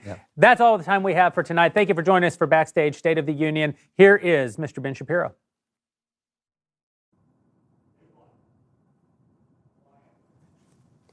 Ladies and gentlemen, we gather here tonight to mourn the state of our nation, because the state of our nation is pathetic. And it is pathetic in the main because of the President of the United States. As it turns out, we all should have listened to Barack Obama. In 2020, former President Obama said something simple yet profound about his former vice president, a man he had labeled his brother. He said, "Don't underestimate Joe's ability to F things up." Barack Obama was right. Joe Biden came into the office on the wings of eagles. He was handed a working vaccine and a distribution plan for that vaccine. He was handed an economy that had been placed into an artificial coma in order to prevent the spread of COVID, but that was about to rebound to record growth rates. He was handed a stable foreign policy, and he had been blessed with the unending bounty of sycophantic media coverage welcoming him into the Oval Office with an approval rating of nearly 56%. What did he do with these advantages? He presided over perhaps the worst first 14 months of any presidency since the Civil War. And unlike Abraham Lincoln, our current crisis is entirely of Joe Biden's making. On issue after issue, Joe Biden is not merely wrong, he is aggressively wrong. He is not merely foolish, he is stubbornly foolish. Joe Biden became president with one goal: to enshrine himself in history as a great leader. Today, we can safely say that he is one of the worst leaders in American history. On foreign policy, Joe Biden has made America a laughingstock. Our enemies don't respect us, they don't fear us, they laugh at us. Biden promised stability. He promised he would be the adult in the room. Instead, he has acted like a toddler, whining, mewling, throwing tantrums, and then, in the end, capitulating. He precipitously withdrew from Afghanistan for no apparent reason and with no actual strategy, destroying a country for which America had expended thousands of lives and trillions of dollars by handing it over to a group of 8th century radical Islamist barbarians. Those barbarians promptly blew up 13 American service members. And in retaliation, Joe Biden's Reaper drones eviscerated an innocent family, including 7 children. Now, millions will starve, thousands will be sold into sex slavery, and terror groups will reconstitute on the very soil from which the attacks of September 11th were launched. And thousands of Americans were left behind to suffer under the Taliban. Joe Biden cut off the Keystone XL pipeline and greenlit the Russian Nord Stream 2 pipeline, enriching Vladimir Putin and destroying America's energy independence. Then he proceeded to futz about uselessly as Putin prepared and launched a full-scale invasion of Ukraine, all of which paves the way for a Chinese attack on Taiwan and more aggressive Chinese moves in the South China Sea. And when it comes to our own borders, Joe Biden has ushered in the greatest wave of illegal immigration in modern history. In his first year, Joe Biden's administration was on track for 2 million border apprehensions. The reason is clear. Illegal immigrants have been openly telling media members they're here because they believe Joe Biden will welcome them. Meanwhile, on our northern border, Joe Biden has stood in solidarity with Justin Trudeau as he claimed emergency powers to crush freedom in Canada. But at least Joe Biden has brought transgenderism and diversity, equity, and inclusion to the Defense Department. Don't you feel safer already? On the economy, Joe Biden has somehow turned a historic recovery into a chaotic nightmare. For 4 decades, inflation had not been a persistent problem in American life. Today, inflation rates are running at a 4-decade high, thanks to his socialistic spending plans and ridiculous regulations. Wage gains have been erased. Gas prices are emptying wallets, and the hundreds of thousands of small businesses that went dark thanks to Democratic-induced lockdown policies will never come back, erasing the life savings, dreams, and jobs of millions of Americans. We face future stagnation thanks to our unsustainable $30 trillion national debt. Joe Biden blames supply chain problems, of course, but at least Joe Biden's transportation secretary, Pete Buttigieg, has been on the case. I mean, when he's not taking 2 months off for paternity leave, well, nobody in the media seems to care. On crime, Joe Biden has consistently sided against police and with those who would make their job harder. He has unleashed his Department of Justice on police departments all over the country. And innocent Americans, many of them black, have paid for his soft-on-crime policies with their lives. 12 major cities have recorded the highest number of homicides ever in the United States. But at least his vice president did help bail Black Lives Matter rioters out of prison. And then there's our society. Joe Biden has made nearly every aspect of our society worse. Joe Biden promised America unity when he entered office. Instead, he labeled his fellow Americans enemies. He encouraged businesses to bar the unvaccinated, even those with natural immunity, from public spaces. Then he sought to have them fired from their jobs en masse in the single largest executive overreach in modern American history. Joe Biden treated political dissenters as scum of the earth. Biden said those who didn't agree with his plans to federalize voting procedures were aligned with Jim Crow and the Confederacy. Biden's Justice Department cracked down on parents after being encouraged to do so by the National School Boards Association, which encouraged the DOJ to treat parents as domestic terrorists for opposing the indoctrination of their children into radical gender and race theory, for simply wanting to determine how their kids were educated. Joe Biden's administration slurred traditionally moral Americans as retrograde bigots for the great sin of believing that men are men and women are women. Joe Biden's White House encouraged social media to shut down critics for misinformation and defined misinformation as anything the White House didn't like. And then he and his lackeys said he was doing this in defense of the science. As it turns out, Joe Biden is not merely a brutal failure of a president. He's an aspiring tyrant held back only by the strength of our constitutional structure. A structure he now wishes to overthrow by trashing the filibuster, issuing unconstitutional executive orders, and at least threatening to pack the Supreme Court. And, of course, Joe Biden is a liar. He doesn't lie as well as he used to. He's no longer capable of speaking smoothly or coherently. But if a man spends a lifetime lying, he's not going to start telling the truth when he enters his 8th decade. Tonight, Joe Biden lied and lied and lied again to you. For example, Joe Biden told you tonight that his plan to fight inflation will lower your costs and lower the deficit. He said he would lower inflation by pouring more cash into the economy, on top of the trillions he has already spent, while we are $30 trillion in debt. That is an insane lie. Build Back Better would, according to the Congressional Budget Office, increase the federal budget deficit by $3 trillion over the next 10 years if all Biden's proposed temporary programs became permanent, which is what he wants. And pouring the gasoline of government spending onto the raging fire of inflation is a perfect way to increase costs. Only a fool would propose it. Maybe that's why Joe Biden was telling you until the last 5 minutes that inflation would be temporary. And Joe Biden told you that his American Rescue Plan, his massive boondoggle stimulus plan, created jobs, lots of jobs. He said he created 6.5 million jobs. That is another lie. There is no evidence Biden's spending produced one job. Nonpartisan projections for job growth in 2021, not including that American Rescue Plan, showed higher job growth than Biden produced. Joe Biden said, "We prepared extensively for the Russian invasion of Ukraine." That was untrue. We were manifestly unprepared. We reacted, as the rest of the world did, and should have. But had Joe Biden been prepared, perhaps he could have helped deter Russia's invasion, rather than encouraging Vladimir Putin's miscalculation. Joe Biden also told you tonight that corporations and the wealthiest Americans aren't paying their fair share of taxes. That, again, is a lie. The highest income Americans pay nearly all net income taxes after government benefits in the United States. Joe Biden said that inflation could be blamed on exploitation by corporations. Another lie. Inflation is a monetary phenomenon. Corporations didn't get more greedy last year. Joe Biden just became president. And Joe Biden said, "We will never just accept living with COVID-19. Another lie. Most Americans have been living free since vaccines became available. Only Democratic panic mongering has prevented more Americans from doing the same, not COVID itself. Joe Biden said tonight that the right to vote is under assault. Another lie. Widespread voter suppression is not an issue in the United States. Joe Biden simply means he wants to rig the voting rules the way he prefers. Lie after lie after lie. Enough. Enough of Joe Biden. Enough of his bizarrely incompetent vice president who has failed upward into every job she has ever held and who can't seem to keep a straight face when asked a straight question. Enough of his Senate Majority Leader who spends more time worrying about being primaried by an Instagram communist than worrying about passing solid bipartisan legislation. Enough of his Speaker of the House, who kneels in kente cloth in the Capitol Rotunda to protest America's supposed racism, then goes home and eats gelato in front of her sub-zero fridge as businesses are forced into bankruptcy by her preferred policies. America deserves better. America deserves a president who sides with parents rather than corrupt teachers' unions that shut down schools and mask toddlers and indoctrinate kids into the perverse lies of gender theory and the overt bigotry of critical race theory. America deserves a president who sides with the police, who protect law-abiding citizens, rather than the criminals who target them or the Black Lives Matter radicals who slander America as systemically racist while pocketing tens of millions in cash. America deserves a president who sides with innovators rather than the jealous plutocrats who seek to steal wealth they never created and use it to pay off their friends. America deserves a president who sides with freedom of speech rather than demanding that social media companies crack down on everything he doesn't like.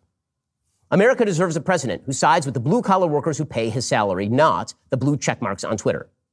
America deserves a president who sides with those who take their families to church every Sunday, not those who pledge to blot out our shared Judeo-Christian heritage from public life. America deserves a president who sides with America's allies rather than surrendering to America's enemies. America deserves a president who sides with the Constitution rather than seeking to rewrite it to push forward his bureaucratic tyranny. We are more than a year into Joe Biden's presidency. That year is an unblemished record of failure, viciousness, and lies. Too many Americans have been told by the radical left and its compliant lackeys in the media that America is rooted in racism and bigotry, that freedom is dangerous, that if we listen to the experts and delegate control over our lives to them, all will be well. Too many Americans listened. And so we are in the midst of a great American decline. But that decline is reversible. It starts now. Attend your local school board meetings. Demand an end to the radical indoctrination of your children. Join campaigns in your cities and states for candidates who care about your rights. Vote Joe Biden's enablers out of Congress and the Senate in November, and then vote Joe Biden out of office in 2024. The great American renewal begins when their control of American lives ends.